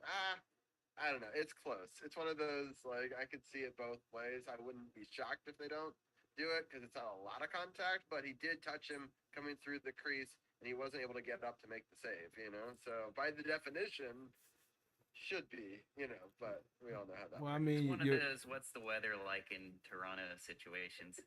I mean, it's it's like you're seeing with Vegas. Their first season in existence, they made it to the finals, and they've been, tried and true since they've been in existence, and they have that playoff experience and know how to take it to another level, which is what Toronto and Edmonton have to learn. And as you mentioned, Josh, needing a more physical presence on the squad, you need your own Tom Wilson. You need someone that's going to be out there as an enforcer. They know that if they take their liberties with Matthews or whoever, that it's somebody that's going to be out there to make them pay for it. And not saying y'all should get Tom Wilson because we got him locked up and he's not going anywhere. That's one of my favorite players. But you get one of those guys, and that definitely changes the whole feel of the locker room. And like you said, when they get a lead, they won't be holding on to their sticks tight because they have that veteran presence that's going to lead by example and show the way instead of questioning, are we going to be able to hold on? Is it going to slip away? Because that's what you get with youth and inexperience. You get a lot of questions. When you're a veteran, you've been in those situations So you already know what you have to do to overcome the adversity and win those games and put in the work. And unfortunately, until you get in those situations, you're not going to know and you're not going to learn. So I feel like they probably will hopefully address it in the off season. I don't know your salary cap situation, and God knows I don't know the NHL salary cap as well as know the NFL. But hopefully y'all can get someone that'll help, solidify that. And then once you get that piece, then everything else starts to build around it. I couldn't agree more. And it all kind of comes down to Kyle Dubas. Like our guy there, he's made some very interesting choices when some of those players have come up. And like I don't know what the situation around Zach Hyman was and why we got rid of him. But the year that we got rid of him, he started to exhibit some of those traits. Like he wasn't the biggest guy ever. He wasn't the most physical person. But in comparison to Matthews or Marner, he was a guy that could get to the net. He was a guy that could take proper shots, rack up points, but he wasn't afraid to hit people. He wasn't afraid to get in there and get in your face and get a little bit dirty. And then, next thing we know, he's playing with McDavid. Yeah. I got a scoring update. So there was no good on that goal, but then immediately Vegas scored a goal right afterwards, like 6 seconds later. And it's our friend Chandler Stevenson, Carol, who we really liked. And he's been playing well for them. And he got his 6th playoff goal of the season so far. Yeah, he's been playing well for them. So anyway, Edmonton is power play now, but they find themselves down 5. Like I said, I don't mind other players that leave here playing well, as long as they play well in the Western Division. Yeah, exactly. There you go. All right, Ryan. So you've seen the 2 good games. I've already sort of outlined the not so good game. Talk about what sort of adjustments you'd like to see, or what sort of things you liked that you saw in the first 2 games that you hope they're able to do so they can overcome. Because it'll be a big deficit if they obviously come back 2-2. It's a very different series than if you can get at least one of these. Yeah, well, I mean, I know this year, like, home ice advantage hasn't been as big of a deal for most teams. The road teams have been winning a lot of games, but I really, from what I've observed, it's still a big deal for the Hurricanes. Because the way that they play, it's very much matchup oriented. And so they have, particularly, I mean, everybody on their team tries to play a certain style of defense that I think is interesting, because not even in terms of like strategy, in terms of like how they position themselves, but I've noticed, especially over this season, but it started with Jacob Slavin, where he's like really, really good with his stick and like making plays on the puck, and he'll use his body, but it's usually after he like goes for the puck with his stick. And it seems like the whole team is like concerted to like kind of take away what they can with the stick on the puck. And then they also go in with the body. And it's kind of like I think, especially in the early start of the series, it like teams still aren't always expecting that. It's just like they're in the habit of like, oh, he's coming, he's going to bring the body or whatever. And then they like go for the poke and they're like, oh, wait, what? And then the puck's gone because that's what they're used to. But so as far as like adjustments and stuff, I just think they need to they need their matchups back. they need home ice again, to be perfectly honest. We'll see what happens in game 4. But I honestly was not surprised at all to see a result like that, especially with their goalies. None of the goalies that they have really been playing long stretches of starts. So this was like Freddie Anderson's like 3rd start in like this week, and he wasn't terrible, but he also wasn't good. He wasn't good enough. So I'm hoping that Antti Ranta, he apparently came down with some sickness. I don't know what's going on with him. but I'm hoping that he's going to be well enough to play in the next game. Give Anderson a break. They also have the young guy Kochetkov, who's really fun, but maybe not quite disciplined enough for this playoff hockey. So that's kind of my thoughts on it. He came in relief, I think, in that last game because the other guy was sick, right? Your normal backup goalie. Yeah. So that's tough too. So, the yeah. So the end of the second period, Vegas is up 5-1. So I just wanted to quickly go over the upcoming schedule. Well, let's talk about the West real quickly. And Josh, I wanted to know your timing.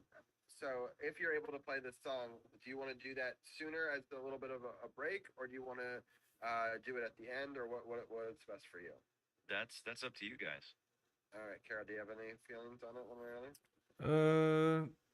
Let's say we go ahead and get in and squeeze in the XFL talk with Champ, and then we can go ahead and finish up with him and his song. Okay, that sounds good. I do want to talk a little bit about the West Coast hockey for just a second. Yeah, definitely.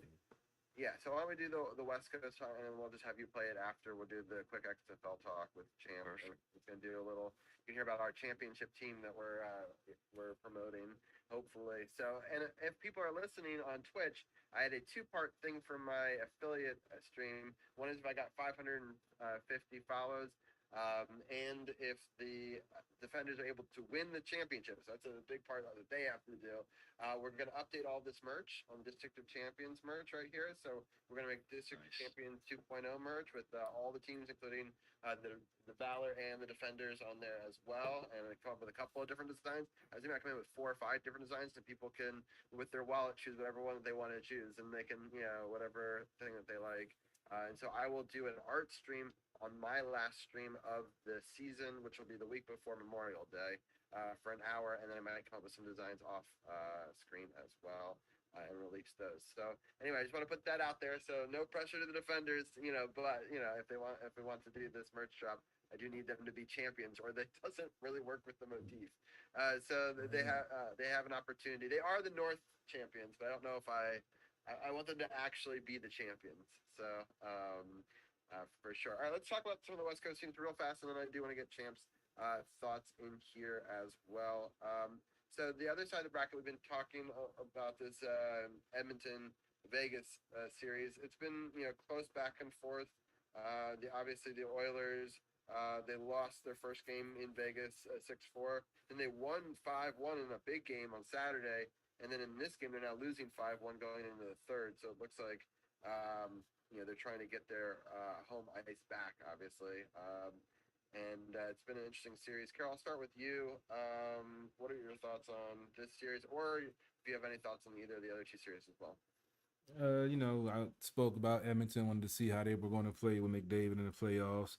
They got past the Kings, which was, a good thing for them. The Kings is a tough team, physical team, older team, and they found a way to get through.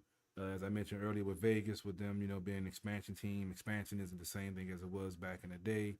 Now you have a lot of talented players that, that they've been together for a while. You mentioned Chandler Stevenson.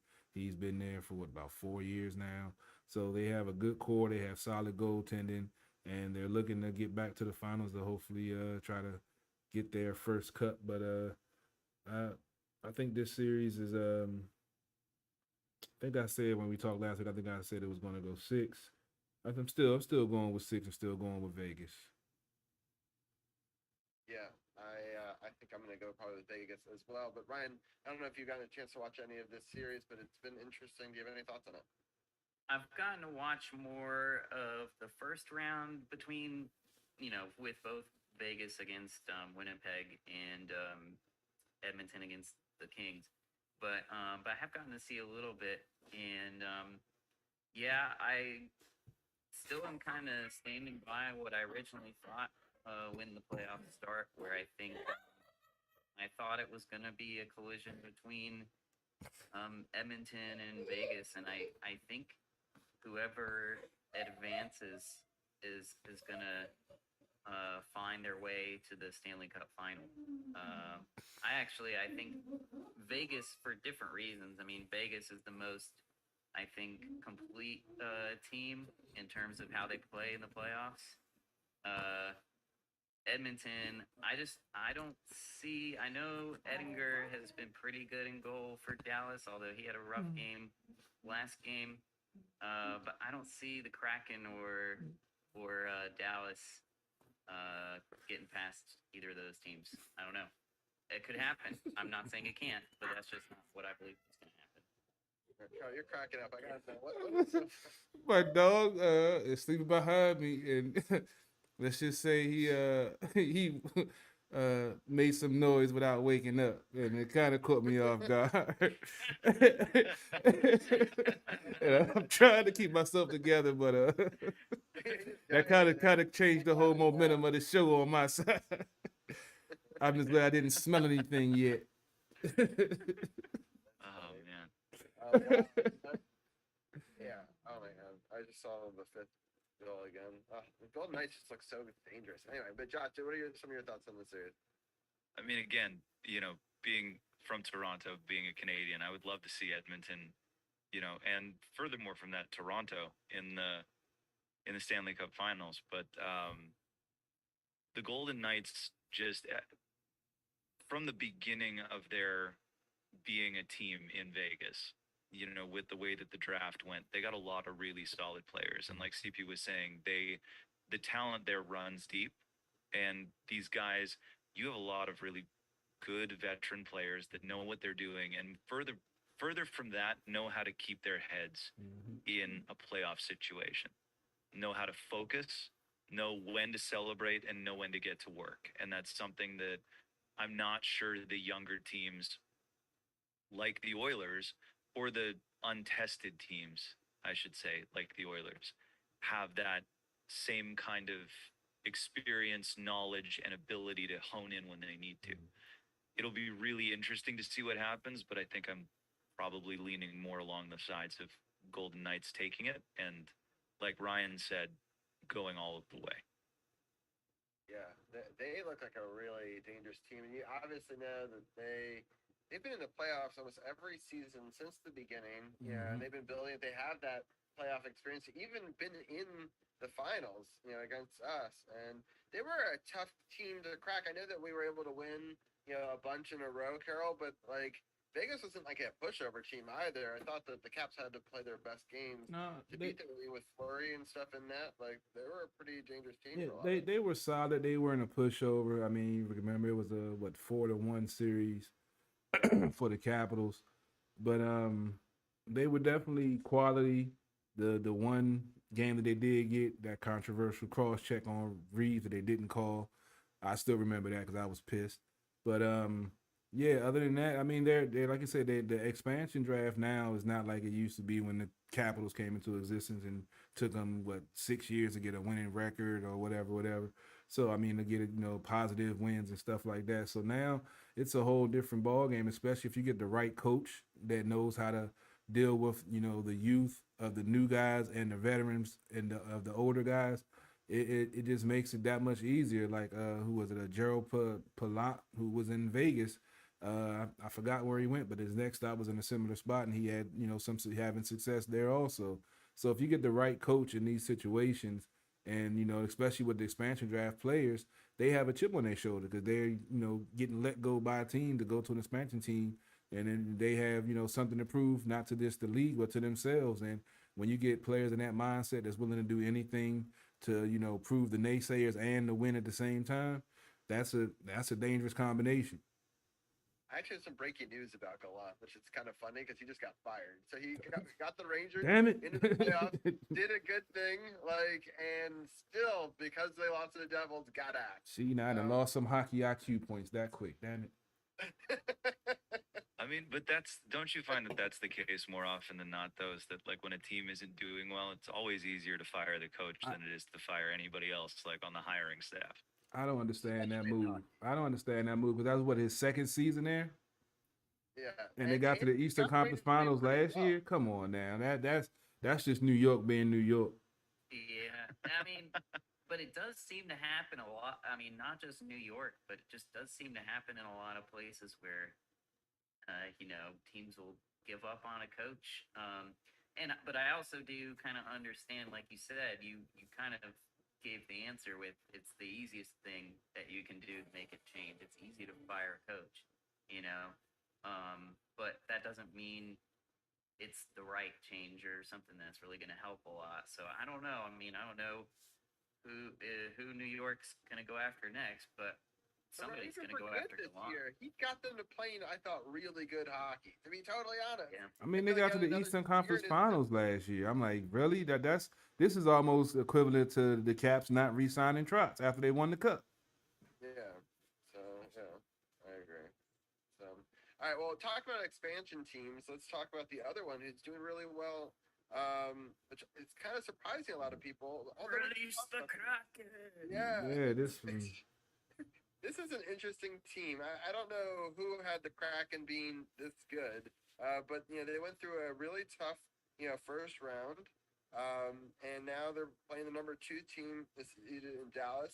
The first game in this series was on Tuesday, and they won that one 5-4 in Dallas. And they lost 4-2 in Dallas, but then they were able to win Sunday in the first game back home in the second round, and they won it 7-2 in a very convincing fashion, which was very strange because I watched the first period. There was no goals, and I turned it off. And then I turned it back on, and it was 5-1. I was like, "What the hell did I miss?" I was like, because I was like, "Oh, it's gonna be low scoring, grinded out. I'll check it out in a period and see where they're at." And I was like, "Oh shit, I missed a lot." So like, they can score real quick. They're young. They've done a good job drafting, and I love their goalie, Philip Grubauer. He was the backup goalie, on the Caps run to the Cup, right? And important part to sort of saving the end of their season. Because Carol, remember, he went on that huge run to get us into the playoffs. no doubt. I know that he lost the first 2 games, but ended up switching to Holtby. The rest is history. But if he didn't play with us that season, we don't get the Cup. So it's a very he gets a lot of experience sitting behind Holtby on that championship run.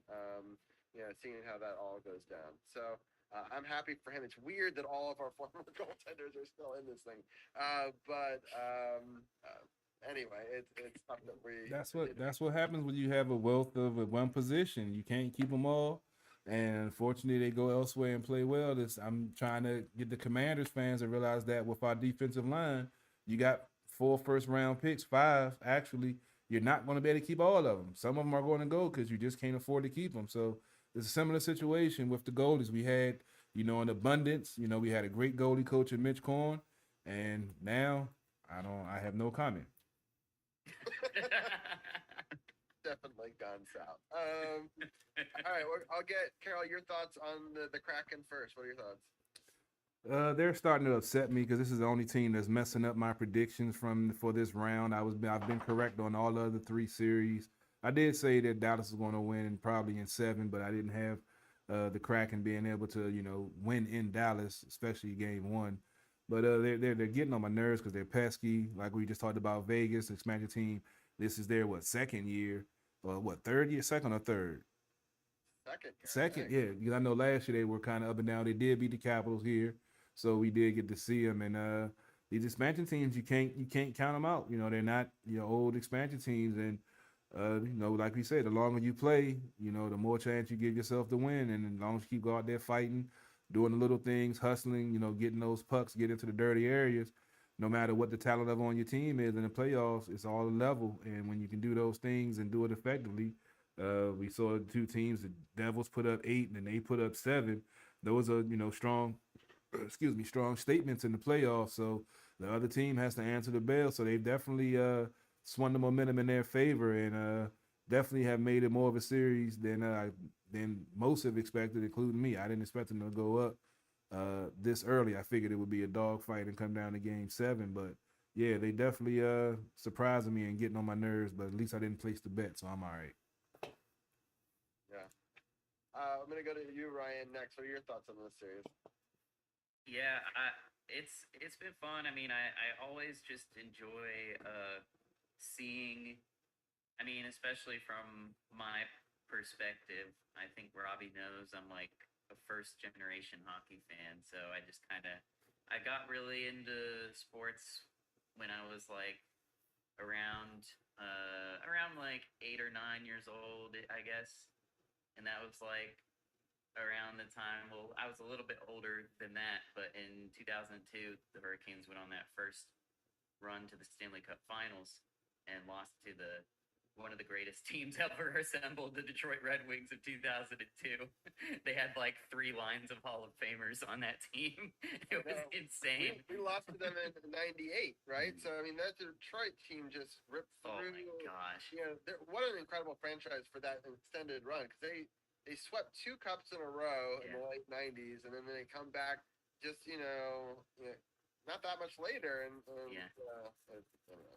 That was before the salary cap. Anyway, where I was getting with it is just I kind of my first experience was just kind of seeing a sports town, kind of grow around a team. So I always get a lot of enjoyment out of seeing those newer teams kind of find success. So they're kind of like the team that I'm rooting for in the West, even though I didn't really pick them. I just think it's fun, but yeah, they do play a pretty solid game, and they really have not, like,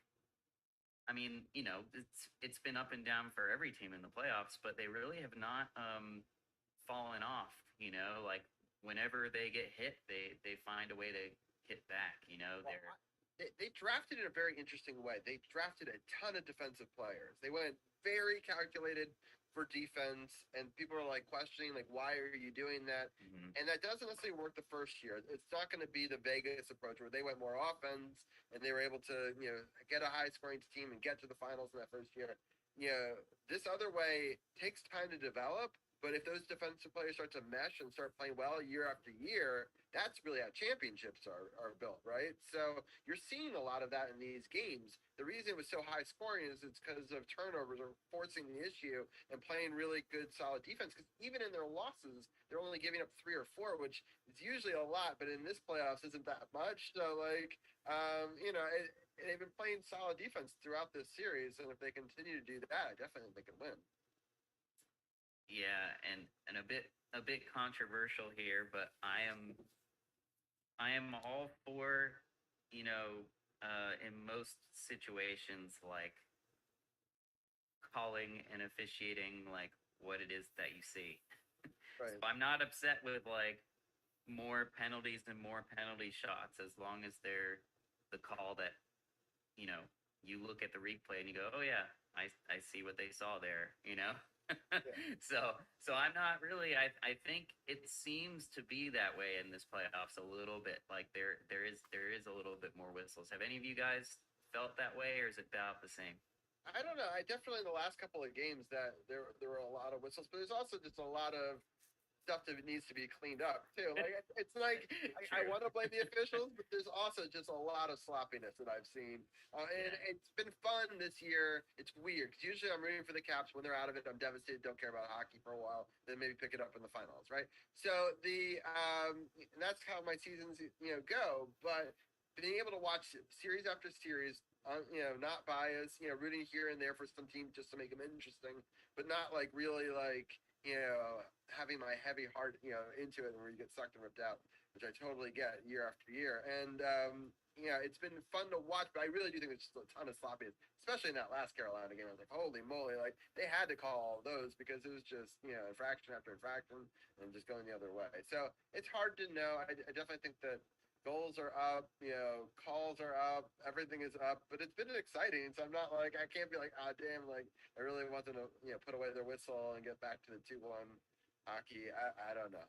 I've been enjoying it, at least myself. But Josh, what are your thoughts on on either this one or the officiating, if you want to comment on that? Well, I mean, on the officiating, I will say that I remember very distinctly when we were playing Tampa that there was like a very blatant like high stick. The guy was bleeding, and there was no call whatsoever. Like just nothing happened. There was a goal that was made, and they were like, "Yeah, it's still good," and we were like, "Okay." But so that aside, I will say, coming from an environment where we have a lot of offensive players and not a lot of people that will help keep the puck in the opponent's zone, you're going to lose a lot of momentum if you don't have that calculated defensive strategy. And because it's not just about taking the pressure off of your goalie, it's about being able to maintain that pressure in the offensive end so that the players that have that ability to, whether it's a slap shot, whether it's a wrist shot, whether it's those finesse moments, be able to constantly be shooting at the net, because you're bound to get one or two in if you're taking 6 or 7 shots around. And so I really think that if that's the way that the Kraken have kind of developed this, and that's the way that they're going, they've got a pretty good shot at making that a consistent contender. I'm not sure if they'll be able to go all of the way, but it would be really fun to see how far they can go taking on that strategy, especially coming from a team that is right now trying to get back to developing a defensive strategy. All right, I want to take a little break just to get Champ to get his XFL thoughts in here, and then we can end with our final takeaway. I'll come in with a scoring update, and we can bring Josh and Ryan back up for the music number as well at the very end. And so I'll just have you guys turn off your cameras just for a second. We're going to switch our graphics up to the XFL, and then we'll be back with you guys in just about 10 minutes. Get my stuff all figured out over here. I've got two new windows. All right, there we go. Okay. So, and we'll bring Champ in right now. Time you, Champ. There we go. All right, dude. Cool. Champ, how are you doing tonight? It's funny because the Nats are playing the Giants right now, and I'm actually sitting here watching The Fan from 1996, which is centered around the San Francisco Giants. So a bit of irony there, but I'm doing all right. How you guys doing? Doing great, man. Doing great. Yeah, I do want to give a little update. They're still up 5-0, middle of the fourth. Baltimore ended up losing their game 3-0. Those are two games I was watching. And then also I want to say the Golden State Warriors are up 33-30 over the Lakers with 7:25 left in the first half. And Vegas is still up 5-1 at the top of the third. But Champ, we have a XFL team to break down, and they're in the championship game. I know you wanted to give your thoughts on them before the championship game, but so what are your thoughts going into this one? So, I mean, you look at this on paper, and it clearly favors the defenders in terms of like stats and stuff. I mean, the defenders scored 138 points in the 10 games this past season. That's nearly a 14-point average per game, which is why they led the league in score, and which is one of the reasons why Jordan Ta'amu was the Offensive Player of the Year. They scored 33 touchdowns with 20 successful conversions, 18 of them from 2 points. They had a pretty decent passing game with 2,035 yards, 18 touchdowns and 4 interceptions to the Renegades 1763 with only 5 passing touchdowns and 10 interceptions. And then, of course, we know that the rushing game was one of the best in the XFL, and the Renegades rushing game was pretty decent to say the very least. So on paper, it looks like the defenders should run away with this game. But we saw what the Renegades did with Houston a week before in the South Division Championship game. They took a Houston team that was really good, and they were able to beat them. So I sit here with cautious confidence. I don't know if that's even a term, but I'm going to make it a term. Cautious confidence. Yes, we should theoretically, by our stats and how we played this entire season, we should theoretically blow these guys out of the water and be the XFL champions.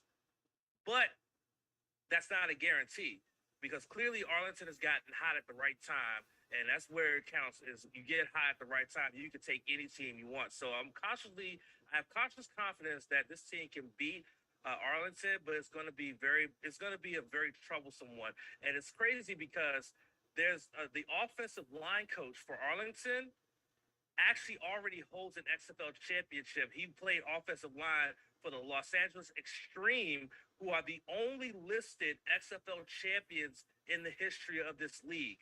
So it's crazy that they already have an XFL champion on their bench who could potentially be a part of a team that could potentially be the second XFL champion if DC doesn't handle their business. But they just have to handle their business. Run the ball the way they're supposed to run. Jordan Teamo plays the way that he does. They use that two-headed monster playing a wildcat. And I think that they can really, really, really do some damage and really win the XFL championship. So I'm very, very confident that they can win. But again, it's a cautious confidence because Arlington was able to deal with Houston with not a lot of problems, but they were able to do it. So I'm hoping that DC can do it, but we'll see. I'm confident, but we'll see.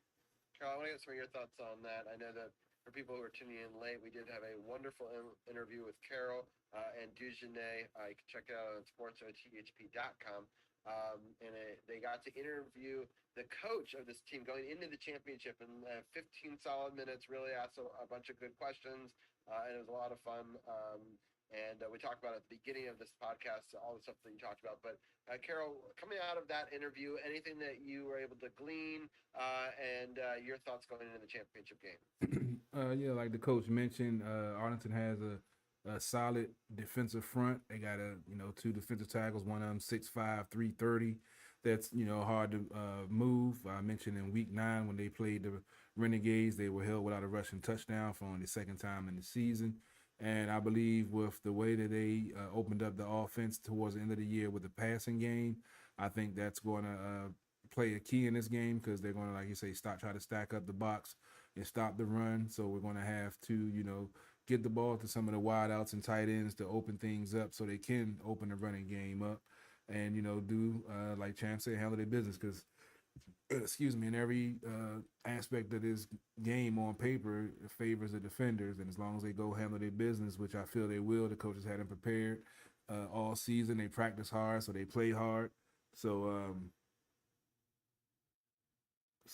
he's definitely have them ready to go out there and do their job, and play the best. Like I said, they took the loss to the Guardians, who were at that time the only team that didn't have a win. And at that point, DC was still undefeated, and they took that loss. So I think that's definitely going to play in their favor. And I think that they're going to, handle their business. And before we finish up the finish talk, today they announced the all XFL team, and the players on those teams in DC is represented very well. On the defensive side, starting to get a little older. Got to make this a little bit bigger now. He's making this type so small. You got Davin Bellamy, defensive line / linebacker on the defense. Michael Joseph, defensive back for the defense. And on the offensive side of the ball, Jordan Teyamu, Abram Smith, and Lucky Johnson all were named all XFL on the offensive side of the ball. And team MVP, as I always said about Tressway for the Commanders, you had my man Daniel Whelan made the all XFL team as a punter. So this team is stacked. This team is ready to play. And I feel this team is going to handle their business on Saturday. And everything is going to be all right. We'll be having another championship brought back to the city. Yep, so Saturday at 8 o'clock. It's going to be a big game. It's on ABC, so I'm happy it's nationally televised. So everyone can check that out here in the United States. And it's been a really incredible season and an incredible run. I'm hoping there's never been a second season, by the way. They've started this thing a couple of times, but they never got it off the ground. They've already announced that they're coming back for a season 2. I would love the first time that they could do that. There would be the championship would be here, and I really hope that we're able to update some of these graphics, Carol, and have a championship winning show. Because some of my favorite shows we've now done, this is our 309th episode, and some of my favorite ones have been the championship ones where we've celebrated the Valor, we've celebrated the Mystics, we celebrated the Capitals, and we celebrated the Nationals. So I'm hoping to add a 5th team this year, and I'm really excited about it. I'll definitely we'll be breaking down the scoring and how it all went down, and we'll have special guests on, especially if it's a win. I have a bunch of people I want to have call in, and maybe have some previous guests like Stuart call in. And I remember having the fans call in after the other championships. That was really great. So That's why next week's timing is going to be to be determined because it'll, how many segments we dedicate to XFL will probably depend if they win or if they lose. But stay tuned for all that information next week. For sure, I'll announce it on Sunday, the timing of the show, like when to tune in for what, and we'll do graphics and things like that. But Champ, I love that you've been able to break it down all season with us. I want you to give your final thoughts on this before we let you go. Also, after you're done with your final thoughts, let us know about your No Spots podcast as well. Well, I'm very excited that there's a possibility that we could have another championship come here to DC. It would be great to see that. I'm lucky enough that I was alive the last time a football team from DC won a major championship. But I would love to see it happen again here with the Defenders, and I would love to see it.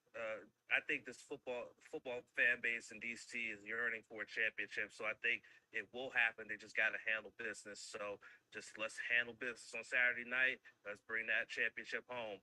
And as for No Spots, it's going to be a busy week because in Japan this week it's the beginning of the Best of the Super Juniors 30 tournament on Friday. So on Thursday, myself and Sage will be streaming on Twitch to give our preview for the start of the tournament. It's going to be a very busy tournament with 12 events over 16 days. So it's going to be a hectic, quick tournament, but we're going to cover it all from beginning to end. And then on Saturday, myself and Sith are going to be back with the weekly wrestling podcast where we will recap what was an amazing WWE Backlash event that took place, which had a hot crowd in Puerto Rico, one of the hottest wrestling crowds I've seen in a very long time, at least for WWE.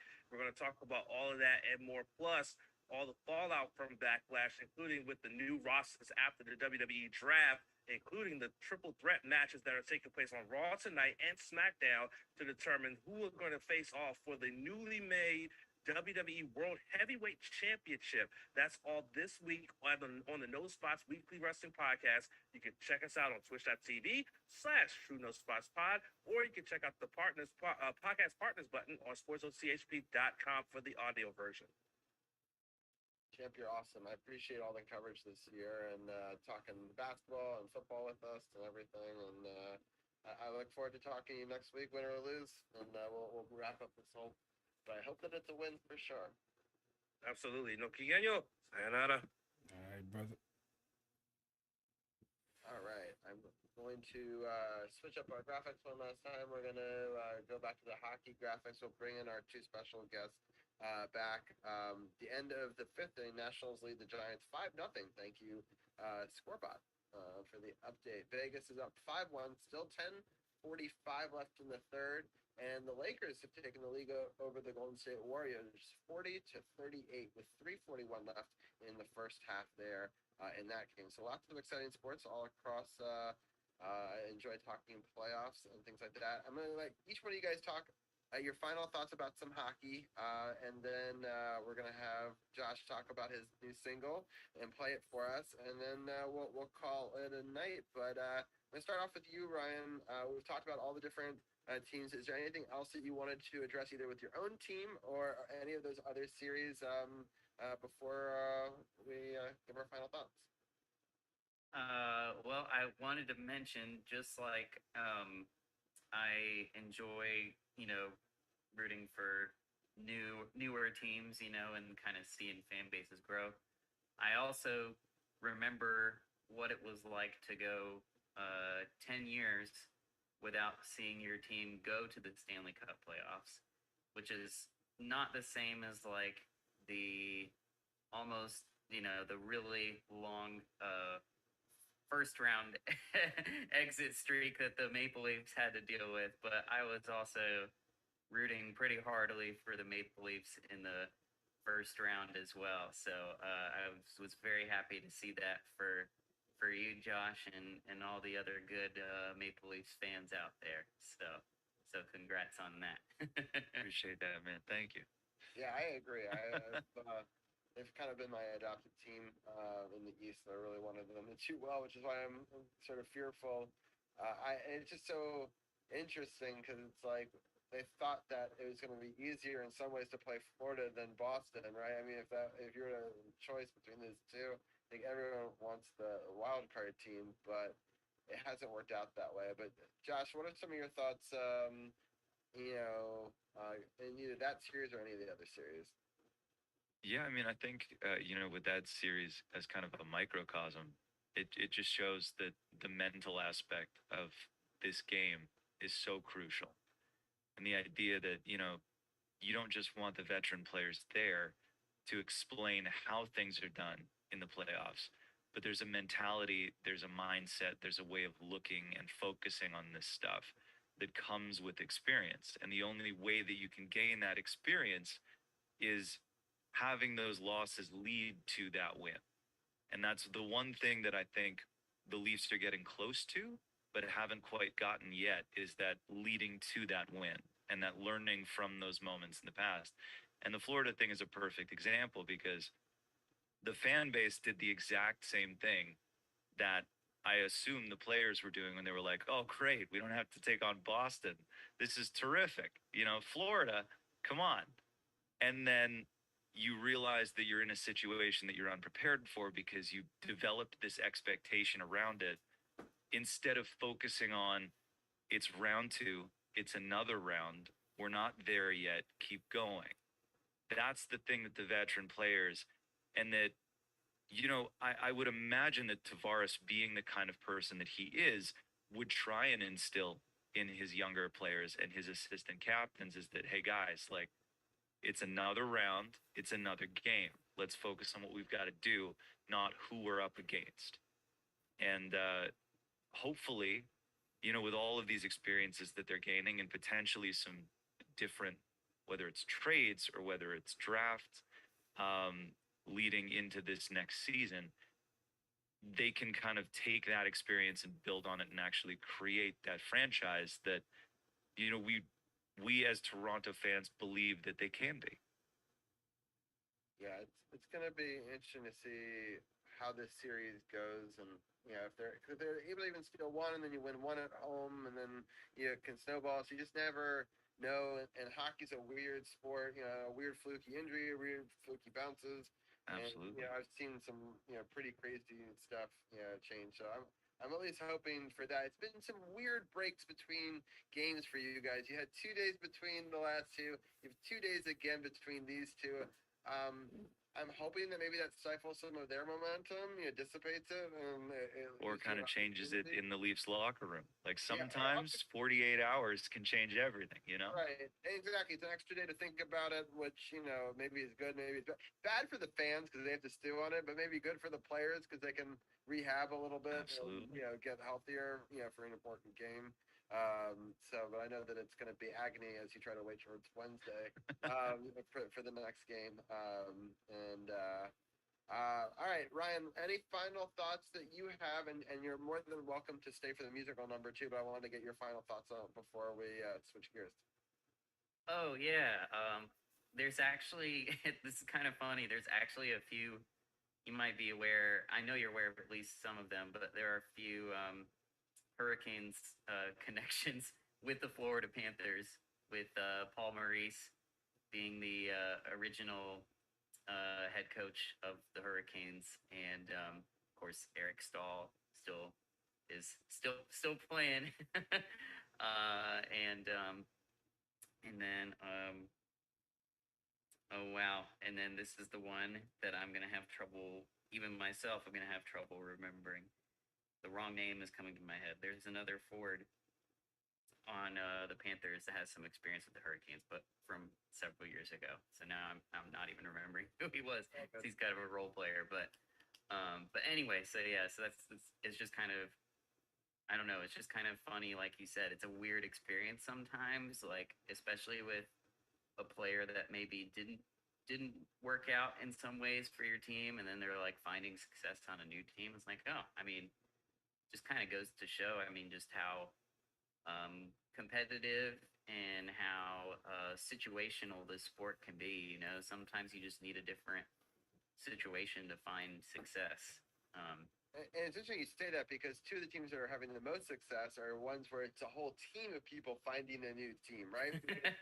Vegas, is the longest you could be there is just a couple of years, right? And then Right. and obviously the same thing with Seattle. So it's sort of interesting to see how these newer teams are able to gel a little bit faster, it seemingly, than some of the older teams. Which it's hard to have that turnover, and so it's gonna be interesting to see how that all plays out. Carol, any final thoughts on the hockey playoffs before we switch gears? No, this is always it's always exciting. You never know what's going to happen or who's going to come out or who's going to get hot. All the series are interesting, and it's going to be a new champion. I believe all the teams that's left haven't won in a minute, so we'll have a new champion, and we'll see where things go from there.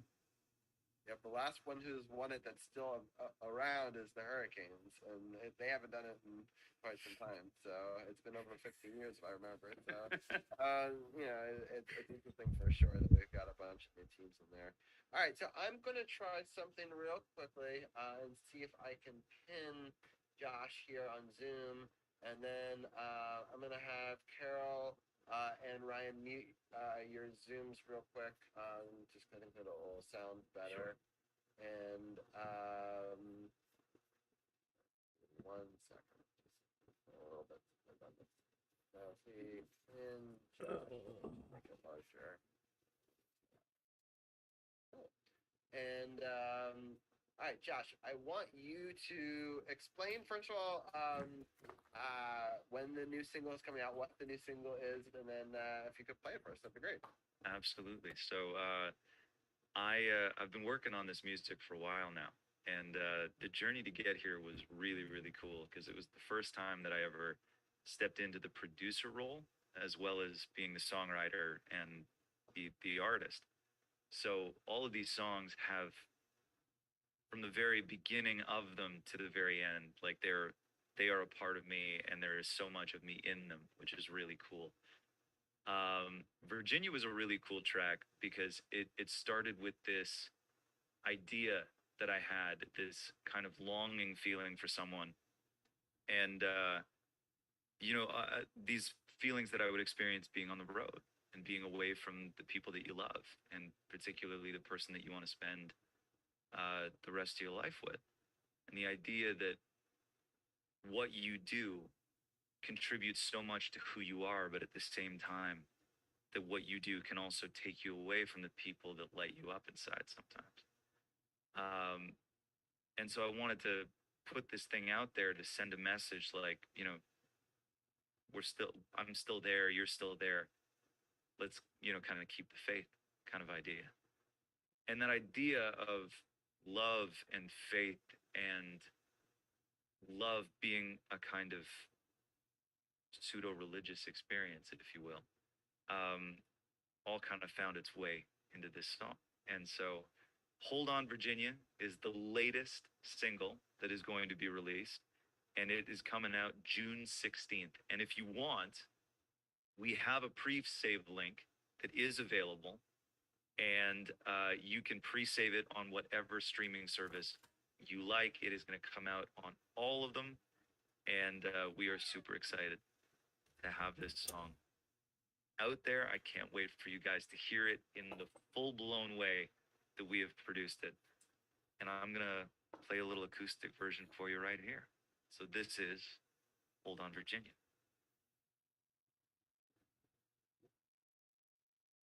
Oh, oh, oh, oh,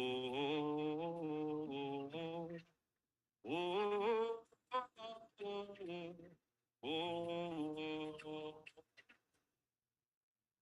You still wake up at 2 a.m. talking in your sleep. Still right hand rests beside you, does it still reach? Was that? Well, I think I'm getting a little echo. Here we go. I'm gonna try it again. I was trying to turn on the audio to try to do the monitoring for the thing, but it didn't work. I don't know why. Yeah, Oh, no worries, man. Yeah. All good. All good. All right, y'all. Hold On Virginia, take 2. Oh, oh, oh, oh.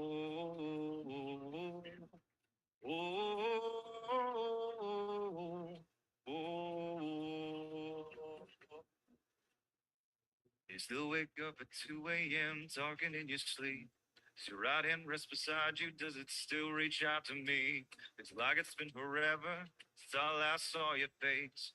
Felt that sweet redemption in the way you say my name. Lost count of all the miles between your heart and mine. Your memory fills my lungs with air and keeps my love alive. The words will lose their meaning until they're proven true. No walls, no floods, no act of God will keep me away from you. So hold on, Virginia. Hold on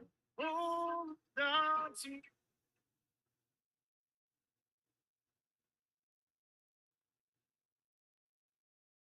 Not believe in heaven, not believe in fate, providence and piety. I'd given up my faith. Till the day that I first met you, I found my faith again. I swear to the Lord above, that you are heaven sent. So hold on, Virginia. Hold on to. No matter where I go, you'll always be my heart, my everything. So hold on to me. Oh, oh, oh, oh. The surrender in the silence that occupies my mind, clouded visions of the shadows of righteousness and pride. If our love be my downfall, I will take my fall from grace. Wear it like a thorny crown as I sing out your name. As I lay here in the darkness, finding everything but sleep. I pray God leads you to my thoughts and you my soul to keep. Forever is a promise, and as long as I'm alive, I promise, babe, I'm coming home. Please say that you'll be mine. Hold on, Virginia. Hold on to me.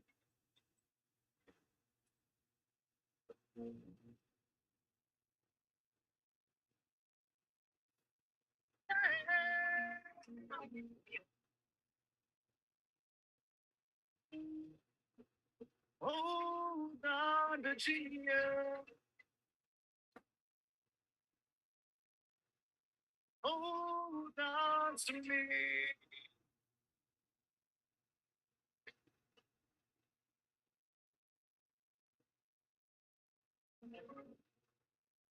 I think I figured out what I did wrong. I turned on the original sound for musicians, but then the other device had echo on it. Can I try something real quick? Just try playing it solo real fast. I want to see if this would have fixed it. Absolutely.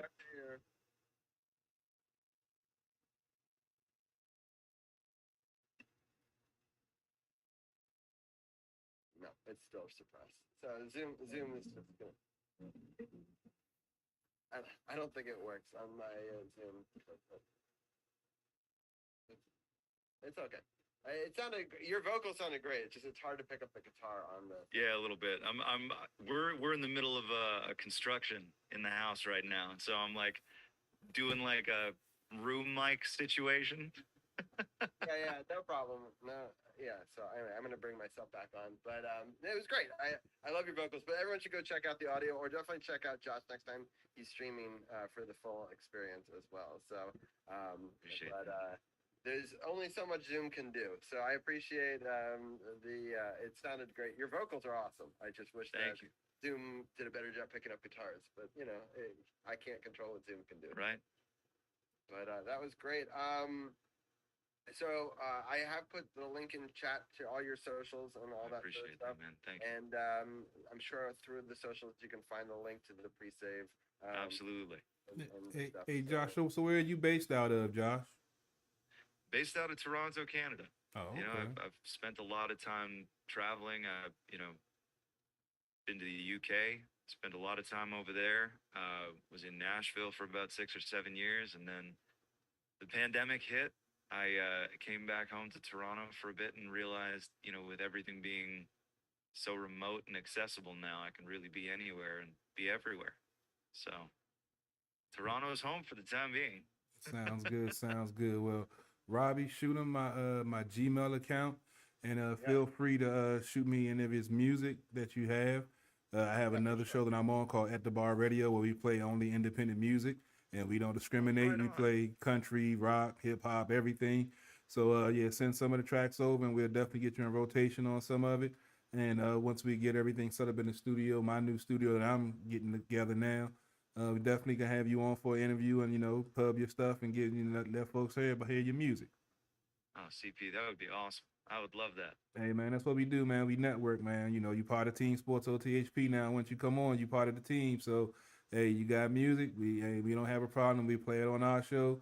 I play music, and then I do videos. I put lace tracks on there sometimes. So hey, that's what we do, man. Fantastic. I love it. No problem. You gotta love being there for family, right? Hey man, that's what it's all about, man. I was thinking Josh, was a big proponent on helping us, get to affiliate, 2 years ago, helping, get the last couple of followers I needed and people checking out the streams. And then it was a big lead up that we had to that big Josh interview 2 years ago. And during that lead up, I actually hit affiliate, my very first affiliate streams. We celebrated 2 years affiliate last week, was my interview with Josh about, we did a short series. I was hoping to do it as a longer series, but life with 2 children, it gets tough. But I'm so happy that we got to do that one with Josh and Carly, where we got to learn more about his backstory and his love of sports, because we know them as musicians, but to get to hear some of their love of sports and streaming. And Ryan, you were always like one of the people I wanted to get on that show, so I'm happy that even though I haven't gotten you on that show, and hopefully that will eventually get itself out of hiatus. I'm happy that we were able to talk to you about your favorite team, and both of you guys still being in the playoffs, and hopefully in a couple of weeks, maybe you guys will still be in it, and maybe you guys can come back. So that would be awesome. That would be amazing. And if not, then I'm putting my hat in the ring for Carolina for sure. If the Leafs can't, then Carolina's got to. All right, sounds good. Well, Josh, thank you so much for playing on this stream and the extra time and being on for so long. And same thing with you, Ryan. I think you guys are both great. Real quickly, before I let you guys go, Ryan, when is your next stream on Twitch? Okay, well, Sorry about that. My next stream will be Wednesday morning around 10:30 Eastern. I am very excited though that this Saturday I'm going to be co-hosting the New Tune Showcase with Irene Pena Music.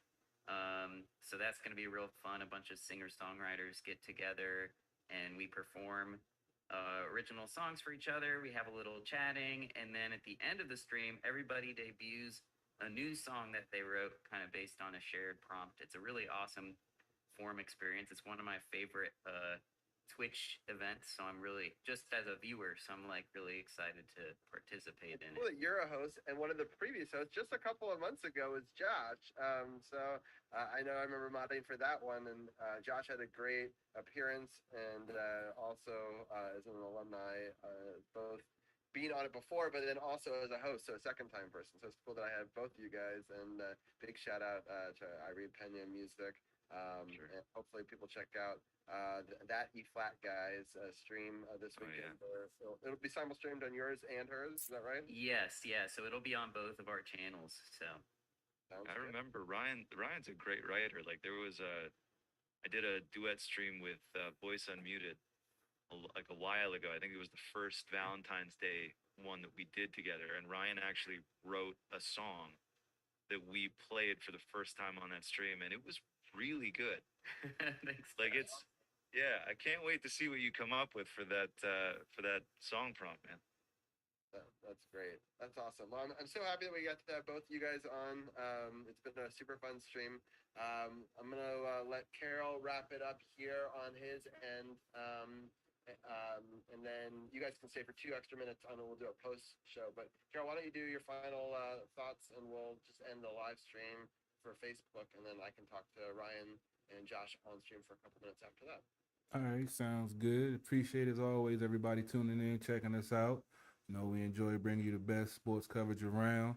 You can check me out Sunday nights at the Bar Radio around 6 o'clock, talking sports, current events, politics, entertainment news, independent music, and playing the best independent music videos around. Excuse me, go check out the YouTube channel, Carol Porter the Third with 3 eyes. Check out all the live feeds, the videos, the highlights. Check out the interview we did with Coach Barlow last week, along with our breakdown of the Commanders off season. Be on the lookout on my Facebook page and Instagram.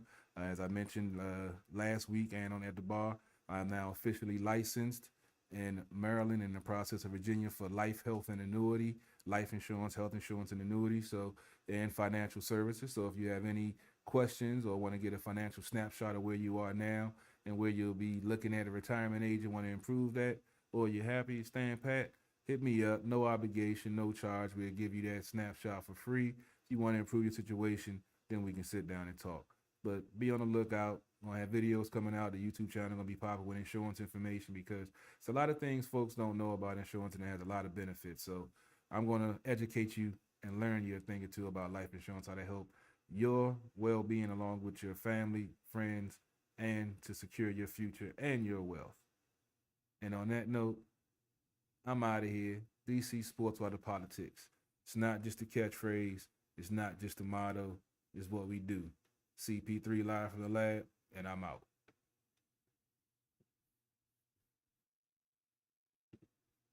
Recording stopped.